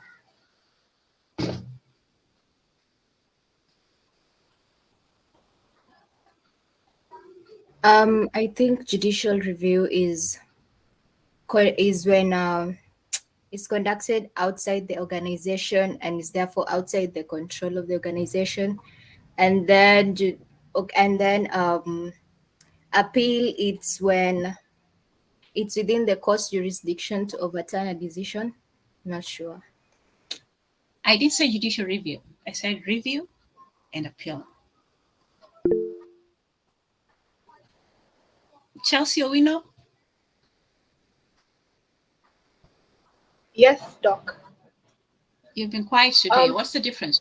Review and appeal. Sorry. A review, from my understanding, is basically a formal assessment of something with the intention of instituting change if necessary. But then when it comes to an appeal, from what I've seen, is this is where a party, an aggrieved party, maybe by a previous decision, takes the same matter to a different court on the basis that they felt that justice wasn't served to them, or they felt that the judgment that was delivered by that particular court on their matter wasn't really serving the best of, the best of their interests. I don't know if that really answers the difference between review. Let me, okay. A review is done, so a court makes a decision, okay, whether it's a ruling or a judgment. So I guess you also know the difference between a ruling and a judgment. A court makes a decision, so you apply for review within the same court that made the decision. So that's what a review. A review is a relook of the court's decision by the court itself,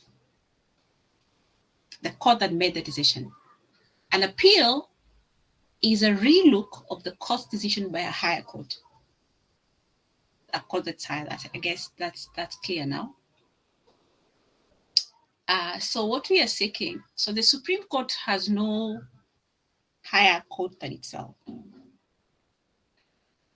And so we are seeking a review of its decision. We're actually saying, have a second look at your decision.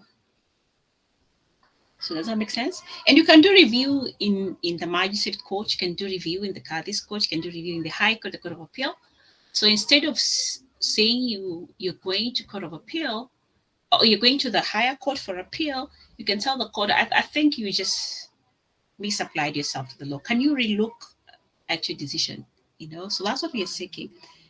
And of course, the court was very mad with us and said, no, you are seeking a second appeal within the Supreme Court on a back door. And of course, they slammed us with cost.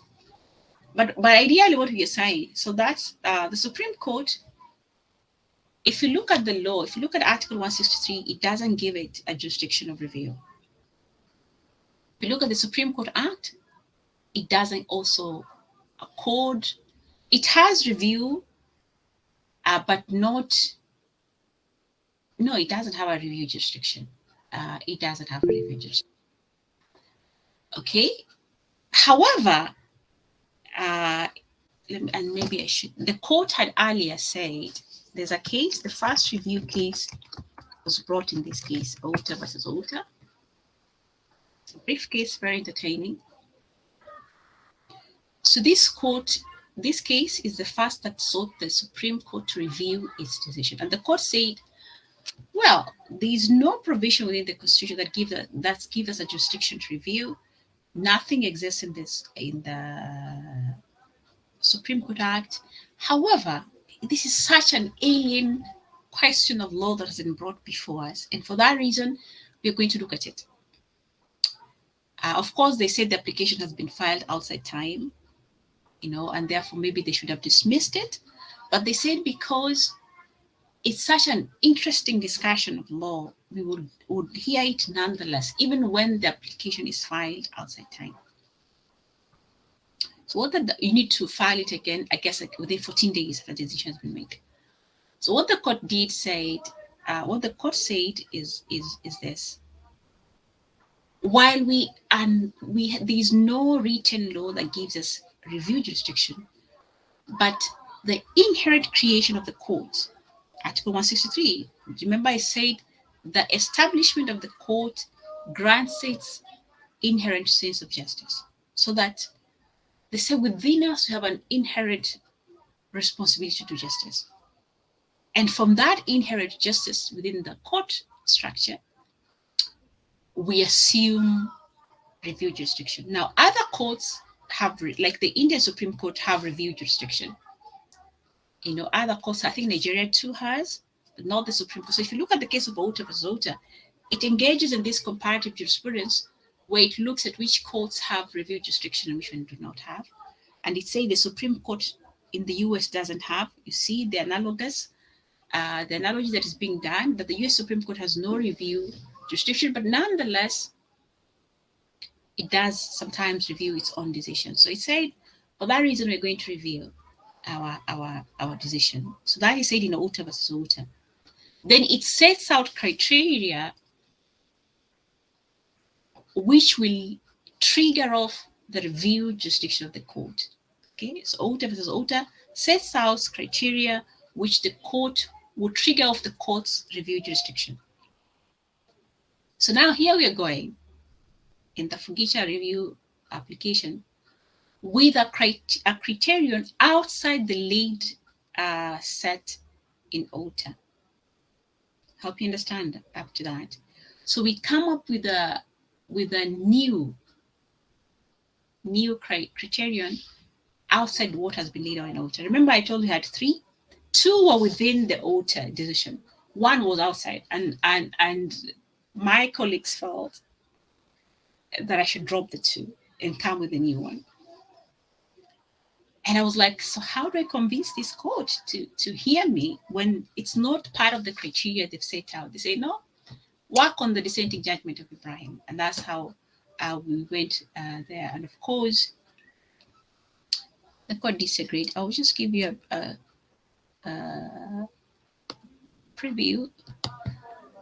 I'll just see what sometimes things are. But anyway, it's gone.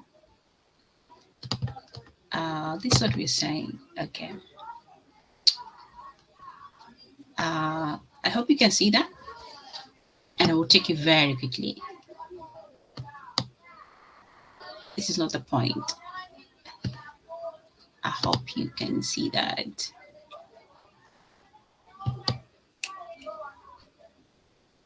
So I think this is, I just very quickly, this is our issue. Whether or not the first respondent has made a case to warrant this court review or set aside its decision delivered on 23rd. So this is a criteria that the court sets out in OTA. Okay, first, the judgment is obtained by fraud or deceit. So maybe the other side has not declared all the information, so it has deceived the court. Second, whether the judgment is a nullity because the court was incompetent to hear the case. Third, whether the judge or the court was misled into giving judgment and a mistaken belief that the parties had consented. So whether the court was made to believe that the parties had a consent judgment. Whether the judgment was made on the basis of a law that has since been repealed, but this was not brought to the court's attention. Okay. Of course, so this is not important, but it's always good to declare your weak side before the court.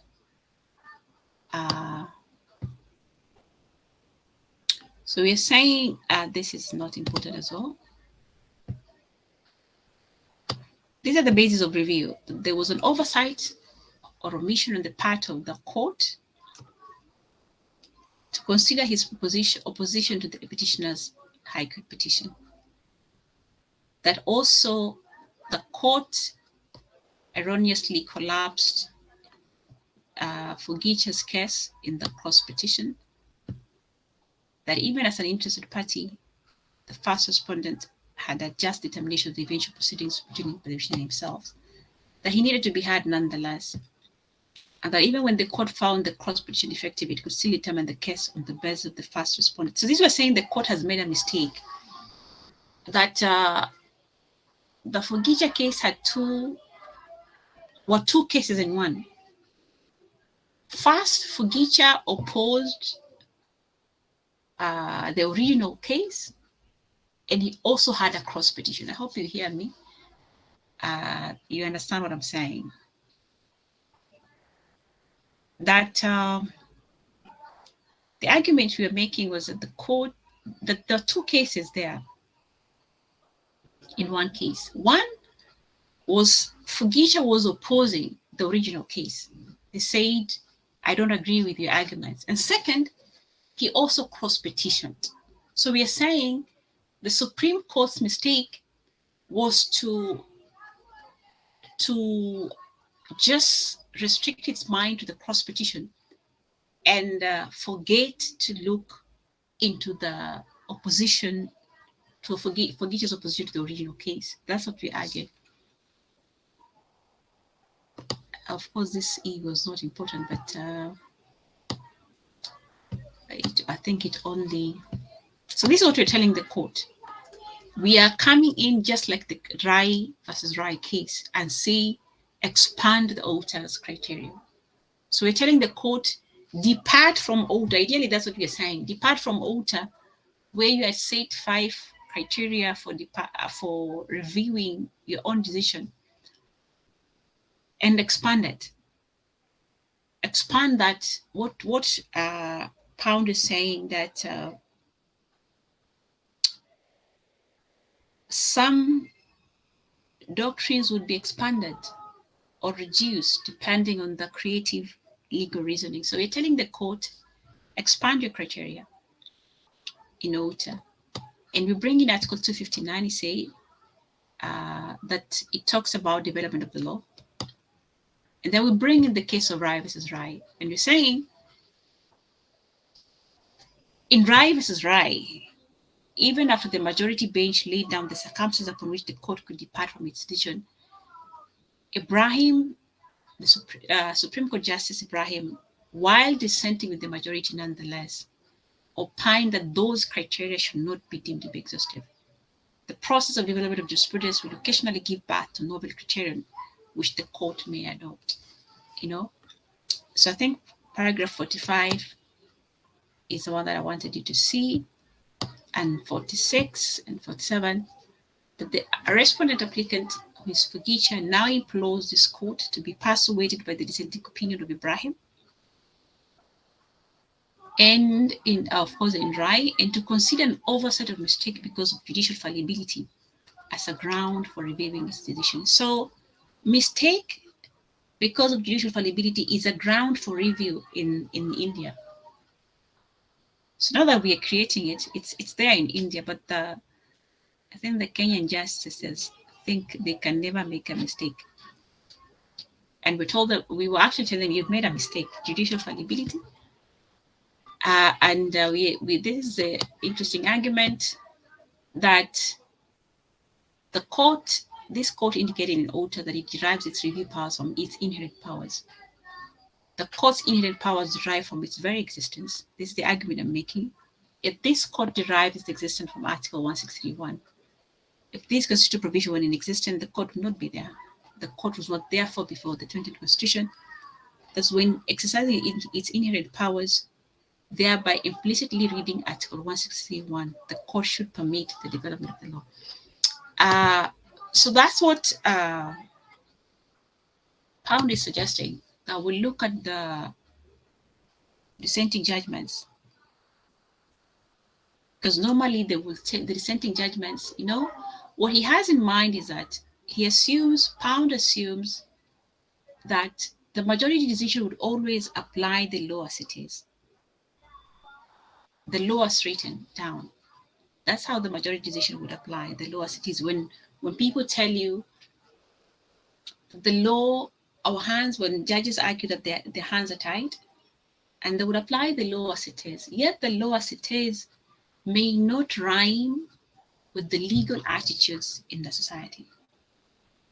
And that's why Pound is insisting that, listen, take heed of the dissenting judgments, because they are reflective of the legal attitudes. He assumes they are reflective of the legal attitudes, and therefore that you may need to hear them, as well as the changes from the legal reform committees, and reach a decision. So, and that's what Senior Munisi was telling me too, that drop your first 2 arguments and work with the last one, where ask the court to expand its criteria of reviewing its own decision.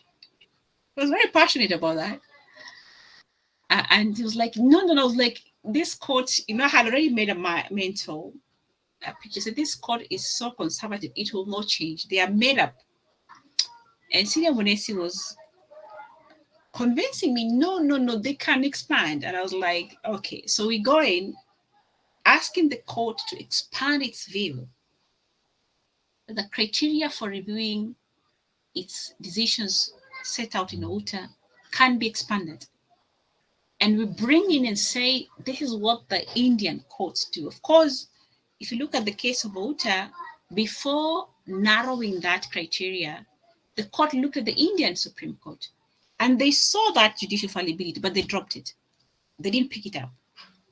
Okay, so they didn't pick it up. So I thought, I knew because they left it, they must have left it purposely because they never maybe they didn't want to open up Pandora's box. They say Kenyans are very litigious.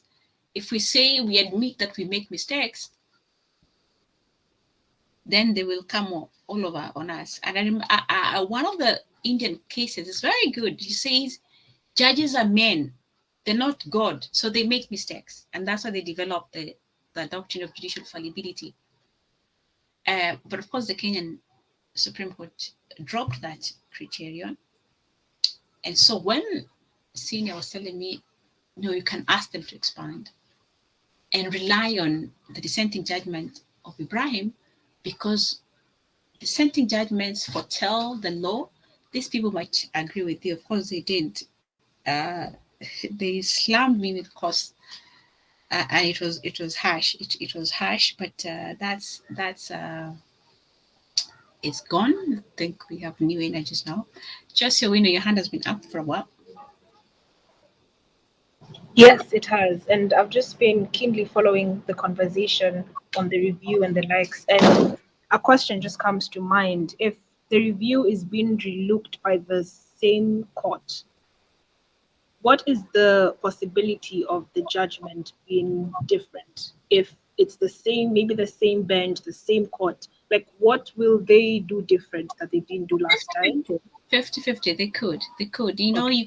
It works. Actually, it works. It works. You know, judges are humans. They make mistakes. They may have just forgotten one fact, because what you're telling them, hey, Wanda, please look at the facts again and the law. And so it has worked. I know it has worked. But I think it's also, some judges get offended, like, you're mocking us, you know, like, so you're telling us we're not careful in the first place when we did this.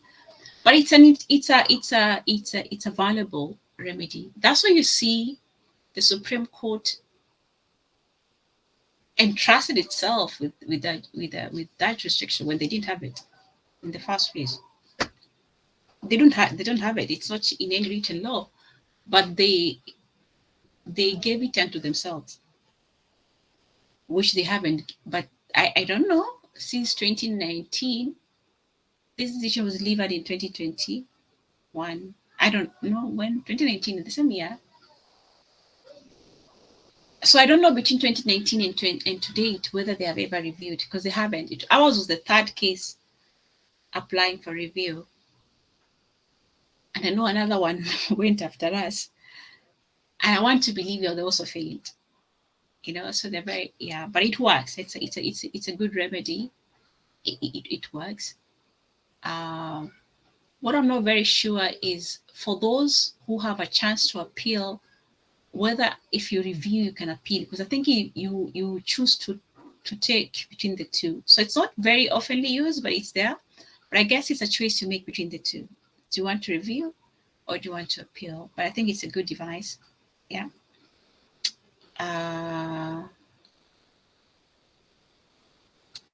Can you introduce new facts and evidence during review? No, I don't think you can. I don't think you can. I don't think we were attempt. You cannot, because reviewing, you say relook, unless it was an existing fact, so it was there, but you are not aware of it, like you didn't know it. You as the lawyer, you didn't know it, and the other side never produced it either. But I think that will be very, very. It's a very very rare. It's interesting, but these judges are humans. I will tell you something. The same day we were arguing for Gicha, there was that case for the Wajir governor.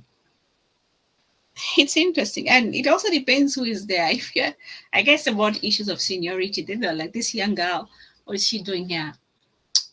There was that case of Wajir governor, and this lawyer. So we had Professor Ojenda, who was my lecturer. Professor Jenna was on one side, and who else was there? I remember this guy who represented Uhuru in the 2013 and 2017 decision, Gatia. So Ojenda had teamed up with Gatia, and I think, I don't know, I can't remember this other Somali lawyer who was there. And what they were making, this is Supreme Court. It's the cases come for appeal, second appeal. And they were making an application to introduce new evidence, actually. And it succeeded. It succeeded. And it's interesting. In fact, the other day I was thinking about it. It succeeded. I say, lawyering, I've come to, with experience and aging, realize that lawyering, you don't have to be combative to win a case. That's what I've learned. That's what Fugicha humbled me with. You can be very good and still win. Like, you can be very, very diplomatic and still win. Don't be combative. It doesn't pay. Yeah, so what Ngatia starts, Ngatia makes his argument, and he's time bad, so time has lapsed.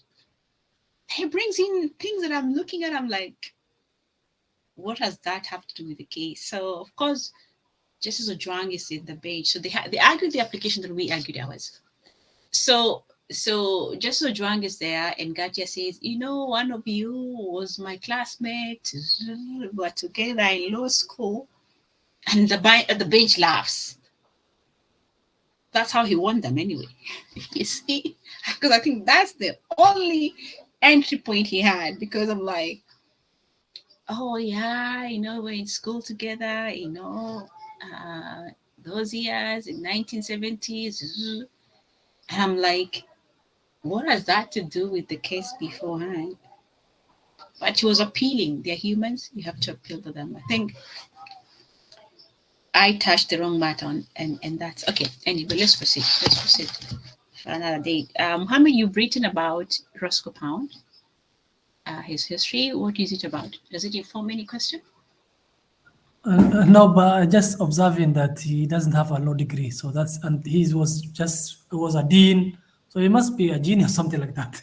The way I was just looking at it. Yeah, he was. And remember, these are philosophers. And remember when I also say that law is not a solution to all societal problems.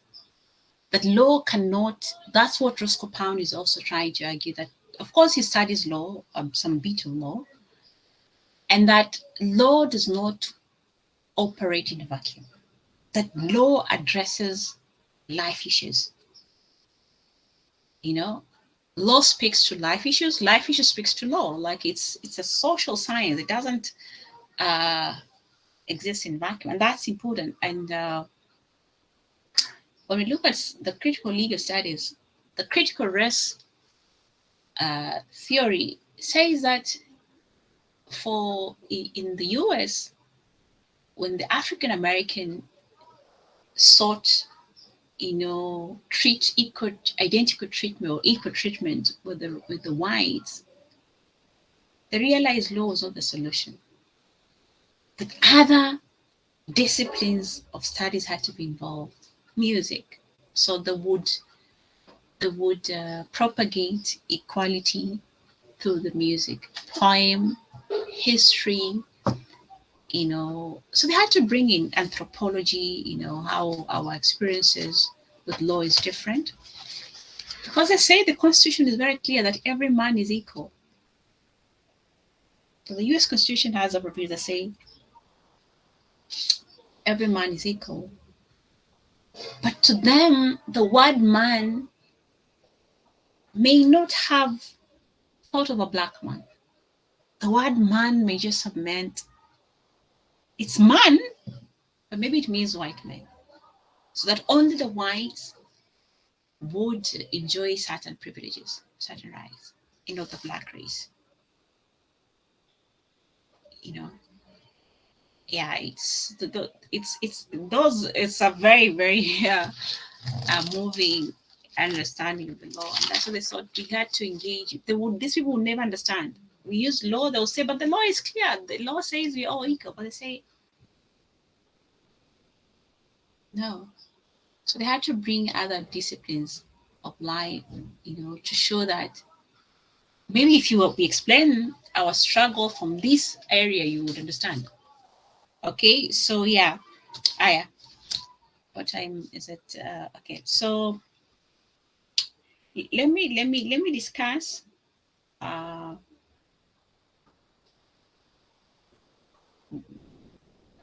a few functions. Just I think the little bit that has remained. I didn't want to have a carryover, but I think that's what we're going to have. So sociological jurisprudence, we haven't looked at. We've looked at, and of course, what we've seen. My other question was on how. What is the place of judges? That was the question that I had in mind. What is the place of judges in your? And you can have you don't have to answer this question, but just have a reflection. What is the place of judges in sociological jurisprudence? What part do judges play? So in sociological jurisprudence, or the other question is it a relevant school of thought for judges? Think about it. Think about it, and of course, you can only answer this if you read a number of judges, you read a number of judgments, rather. You can only get that response. So it may not be a question you can respond to today, but the more you engage with judgments, especially the superior court judgments, and some of the talked of decisions, you can get these answers of some of the talked of decisions in the country and lately. And so some I've mentioned here, some you may just come across. What is the place of judges in sociological jurisprudence? Or how do they fit in there? Is it a relevant juristic thought that they can pay attention to? Or do they play it? Do the judges play sociological jurisprudence? Have you seen some that do that?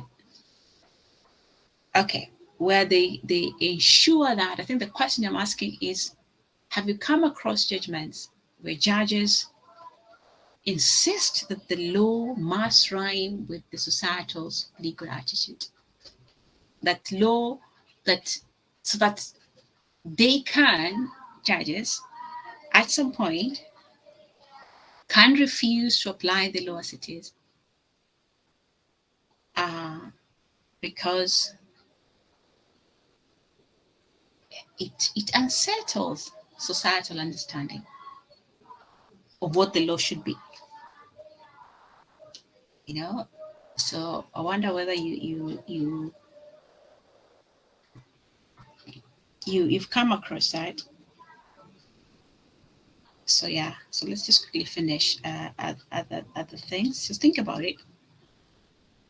So for sociological jurisprudence is also regarded as the study of the functions of law. Sociological jurisprudence is also regarded as the study of the functions of the law. When I was taking you through legal systems, and you're trying to identify what is the law, the validity, what is the law? Of course, we not necessarily on the validity question, because that time we grouped both the theoretical and philosophical perspectives. We were trying, you could also understand what the law is from what is the importance of law in society. And that's what sociological jurisprudence is about. What is the importance of law in society? What interest does the law seek to serve? What functions does it play in society? And of course, so you can see criminal law What is the function of law in criminal law? What is the function of law in tort law? What is the function of law in contracts? What's the function of law in administrative law? The different categories of law that you're going to.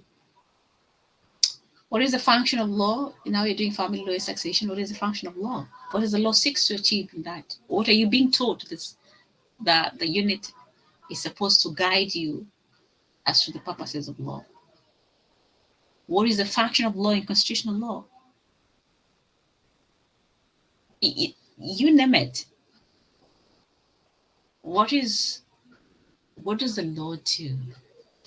What interest does it serve? So that sociological research is the one that helps us to identify the functions of law. That in actual sense, law helps to serve certain social functions. That law is purposive. It serves certain interests. So law may be promoting the first one of course, there are many functions, and I may need not to deal in that. Law promotes human health and healthy environment. We've seen that. I've given you an example as when we're discussing the life interest, the interest that law serves, whether it's public or individual. Law recognizes family and protects private life. Law recognizes, reinforces families and protect private life. So got this idea of what's a family? You should ask, I hope this question has been dealt in your family law section. What is family anyway? If you're doing family law, what is family? I've seen the University of Nairobi, I've seen a call for abstracts. There's going to be a conference next year in May. I saw it yesterday. And it's very interesting. And I had to sit down and say, what is this? So University of Nairobi is partnering with the National Gender and Equality Commission. You may have heard about it. The NGEC, National Gender and Equality Commission.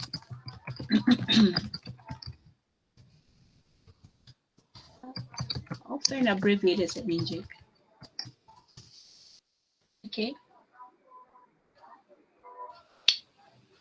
When you're studying human rights, you might discuss this. It's one of the commissions that have been put in place to assist in the realization of human rights. There are three. It's not just the National Human Rights Commission. We have this NGEC, but NGEC is purely interesting. It's purely to, and you can say it. You can say it. Look at the NGEC Act, Section 8. It has the functions of that commission. So that it's very interesting. There's a case that is in court now. We filed, and you cannot sue NGEC or seek claims from it for any other human rights issue other than equality. And you make a mistake and do that, and you lose the case. So you have to be careful. So NGEC. So the University of Nairobi has partnered with NGEC, and the conference is about gender equality, family socialization. And I was like, what is this? What is family socialization? So I'm still sitting down to think, well, it's a conference I want to participate in. I thought at first I was excited. Then I saw this family socialization. So I need to sit down and read the concept note. What is family socialization? So gender equality, family socialization, and sustainable development. So what is family socialization? Then I read somewhere, understanding of the special interest groups.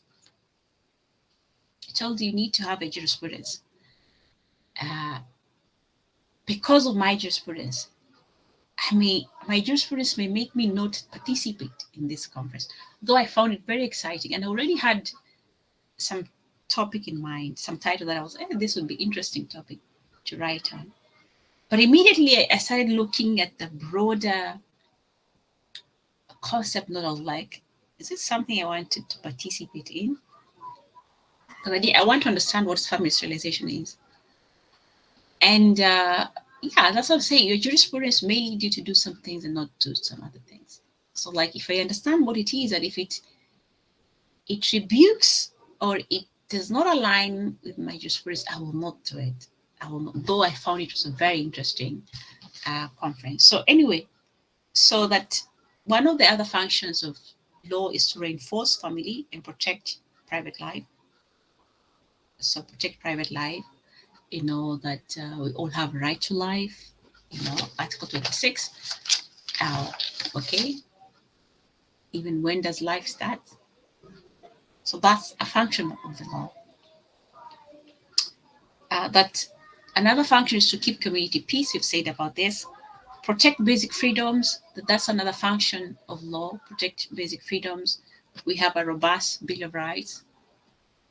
Every decision now from the Supreme Court with COPA, we have a robust Bill of Rights that Kenya is touted as one of the best nations in the world because of its Bill of Rights. Whether that's true or not true, that's a different case. Secures equality of opportunity. That's what you're saying. The right to equality under Article 27 in the Kenyan context.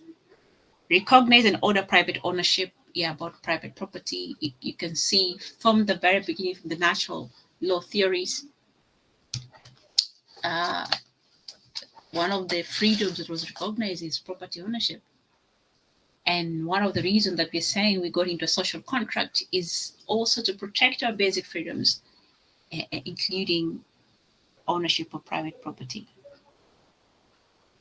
Yeah, exercise surveillance and control over persons in power. That the law also controls people who have power, so that we don't have abuse. Chapter 6 comes in, and you see the notion, the principle of constitutionalism, that everything must be done within the law, so that we don't have excesses of law. So sociological jurists are saying law is not about rights, duties, powers, and sanctions only. Law is also about administrative functions. How do people exercise this power? Law is also not packaged in one function. One law may serve several functions, so that law is fluid. I could say I'm a constitutional lawyer, but I could also find myself, even within being constitutional lawyer, sometimes that constitutional precept also permeating in the family realm, and you find yourself discussing. I think I want to conclude with the discussion on the limits of law. So even we're saying that law serves particular functions in society, the question is, when does the law stop functioning? Is there an area of life that cannot be regulated by law? And who decides so? Who decides that this area can not be regulated by law, that the law should stop here now? Where you've reached law, stop. Who decides? The law itself or man's inherent intellect? So I guess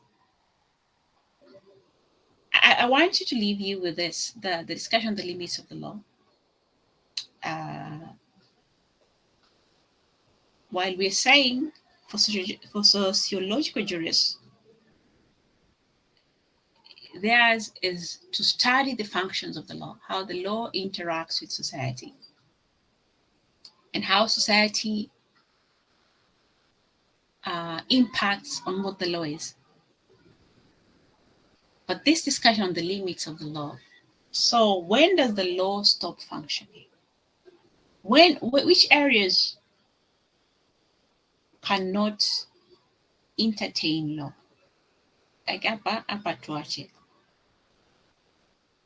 And who decides so? Who decides that this area cannot be touched by the law? Is it the law itself? Or does an inherent intellect tells us this is where the law stops. Okay.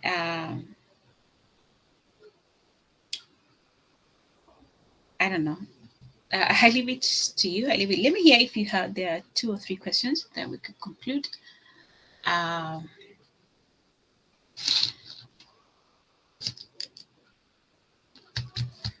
Kuna maswali?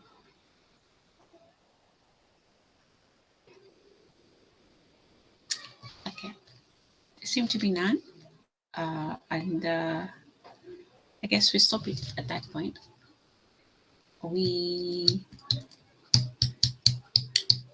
Let's stop at that. When we meet on Thursday, we'll quickly look at the understanding of sociological research on the idea of the living law. And I've said, and I think I want you to look. I keep on hearing this, that our constitution is a living document. I'm trying to get a decision that has that. I know. Sorry, and I'll try to bring out one of the judges' interviews the other day. I could hear the interviewee saying, ours is our living law. Trying to interrogate, what do we mean by our constitution being a living law? So I'll try to get that clip and then see whether what she meant is what Roscoe Pound or what the sociological jurist had in mind. And if that is true, then that may answer the question how relevant sociological jurisprudence also is into contemporary legal systems. Sawa, we leave it at that. We meet you on Thursday, on Saturday rather. Yes, Mohammed. After a quick one, I know the different jurisprudence and sociological is one of them, but does sociological say anything about other theories? Because when we're doing historical, we saw that historical jurisprudence is against codification of law, and that they say it was against positivist, kind of way of framing law. But then, does sociological say anything about other areas, other jurisprudence, like natural law? It does, and that's what we look on Saturday before we go on to Marx's theory. Yes, it does. It does, and it looks at both historical jurisprudence, anthropological jurisprudence. So I think it was a great idea, I guess, that you studied historical jurisprudence and anthropological jurisprudence first before you did this. So that will make it your understanding easier.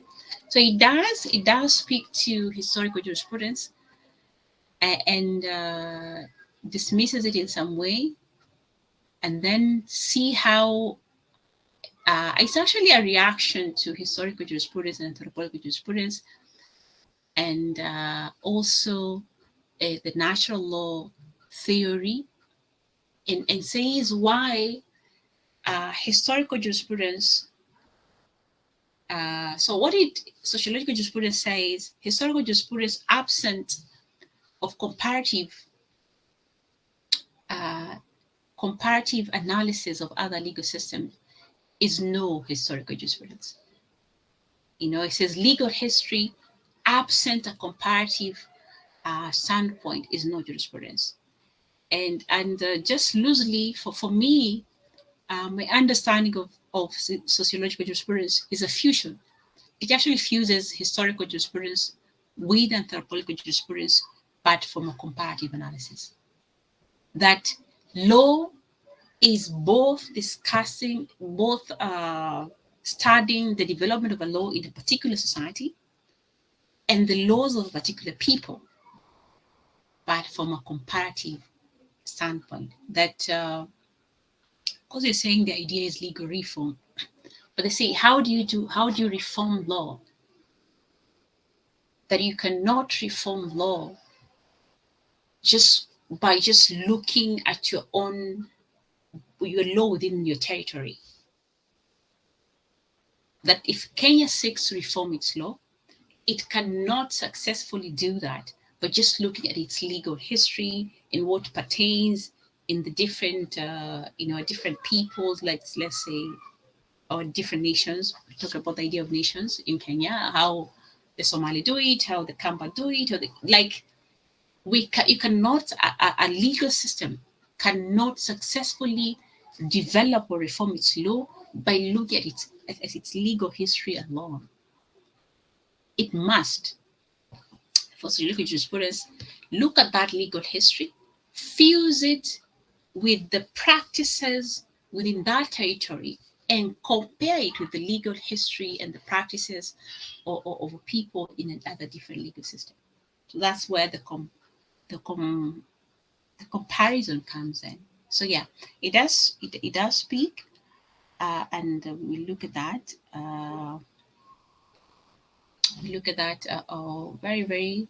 We look at that in the on Thursday.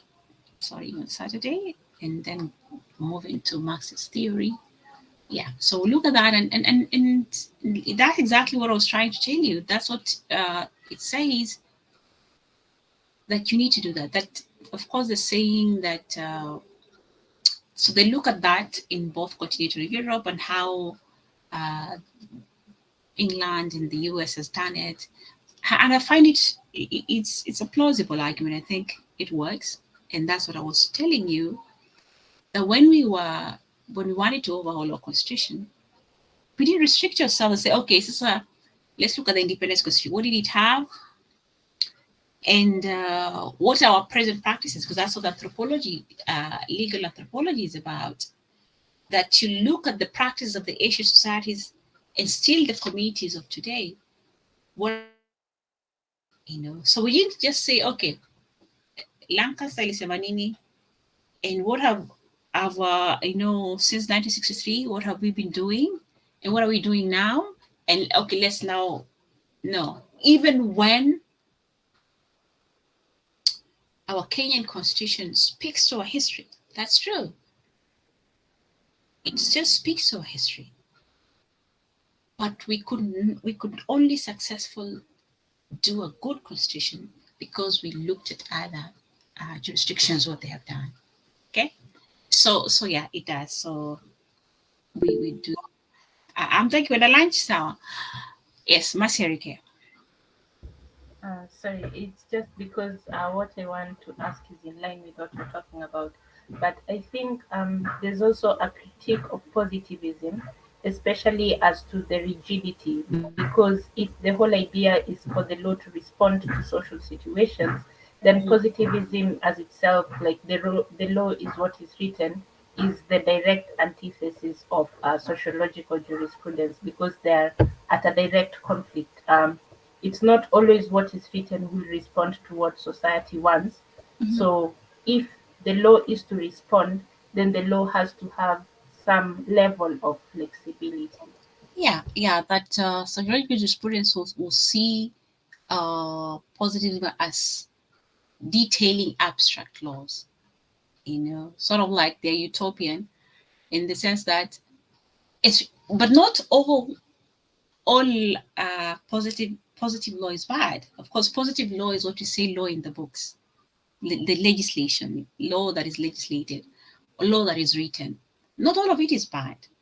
What they're saying that if the law does not rhyme, does not rhyme with the legal attitudes. The legal attitude is what does society perceive to be the law. And maybe I can preempt this. Just thinking about, I've told you about this scenario. I think these people have a problem with the right to bail, and maybe you can look at that. That should be Article 50, right to fair hearing. I think that's what the right to bail is. I could be wrong. Long read it. I used to teach criminal procedure when it was given. It was very, very interesting. I really loved that, the right to bail, and when can it be withheld. So the Constitution says that. So the right to bail. So society feels, I think the legal attitude, maybe I'm wrong, but I think the legal attitude for the common mwananchi And we are saying legal act should not be just of the common monarchy. It could be a bit of the experts. But the common monarchy cannot reconcile his mind with the fact that somebody who is accused of a sexual offense, especially rape or defilement, will still be given a bail and come back to society. For them, that's not law. And that's where you see people taking the law in their own hands. They say, no, that is something that they could not reconcile. They cannot reconcile. I think people ask you, Sharia Gani, we found him red-handed, or we found her red-handed. How could she be given, or how could he be given bail? You know, that's one, a good example I can give you. The second one is the Court of Appeal decision, the receipt. Is it where the Court of Appeal judges are saying, it's ridiculous what the Sexual Offences Act is saying, as if it assumes that a child of the age of 16 is devoid of human agency. Whether that's true or not true, of course, when they were arguing about lowering the age of consent, that we are sending, so that is something that's a response they're giving. So of course that's not a dissenting judgment. So I'm saying that's why not all call for reforms come from dissenting judgments. But the Court of Appeal is saying we are sending a number of men, numerous men, to jail because of the provisions within the Sexual Offences Act. Ukirip a child of this age, these are the maximum number of years. If you rape this you are going, the magistrate cannot negotiate whether that's the minimum you start to answer. Like you get 15 years, you get 15 years. There is no minimum about it. And the court is saying we are sending a number of men there to jail, even when sometimes, because the ingredients have been satisfied, even when some of these girls were engaged, because most of them were going at boys, consented. So again, you want to do that, to discuss that. Of course, we can let's discuss this when we meet on Saturday. I guess I have a number of examples. But that's what I'm saying. I think it's the most relevant inquisition of the law presently, because the fact that it interacts with our day-to-day life. Okay, Mina Sikenja. Unless there's another question.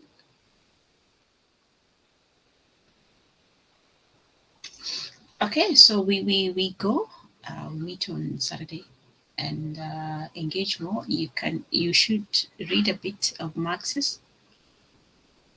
So we're a bit behind, but we'll see to catch up. I'm just checking my calendar. This should be our 8th week, yeah, right? Which I'm supposed to assign you some group work, which according you can check your course outline when it's supposed to be due, so that we can also mark in good time.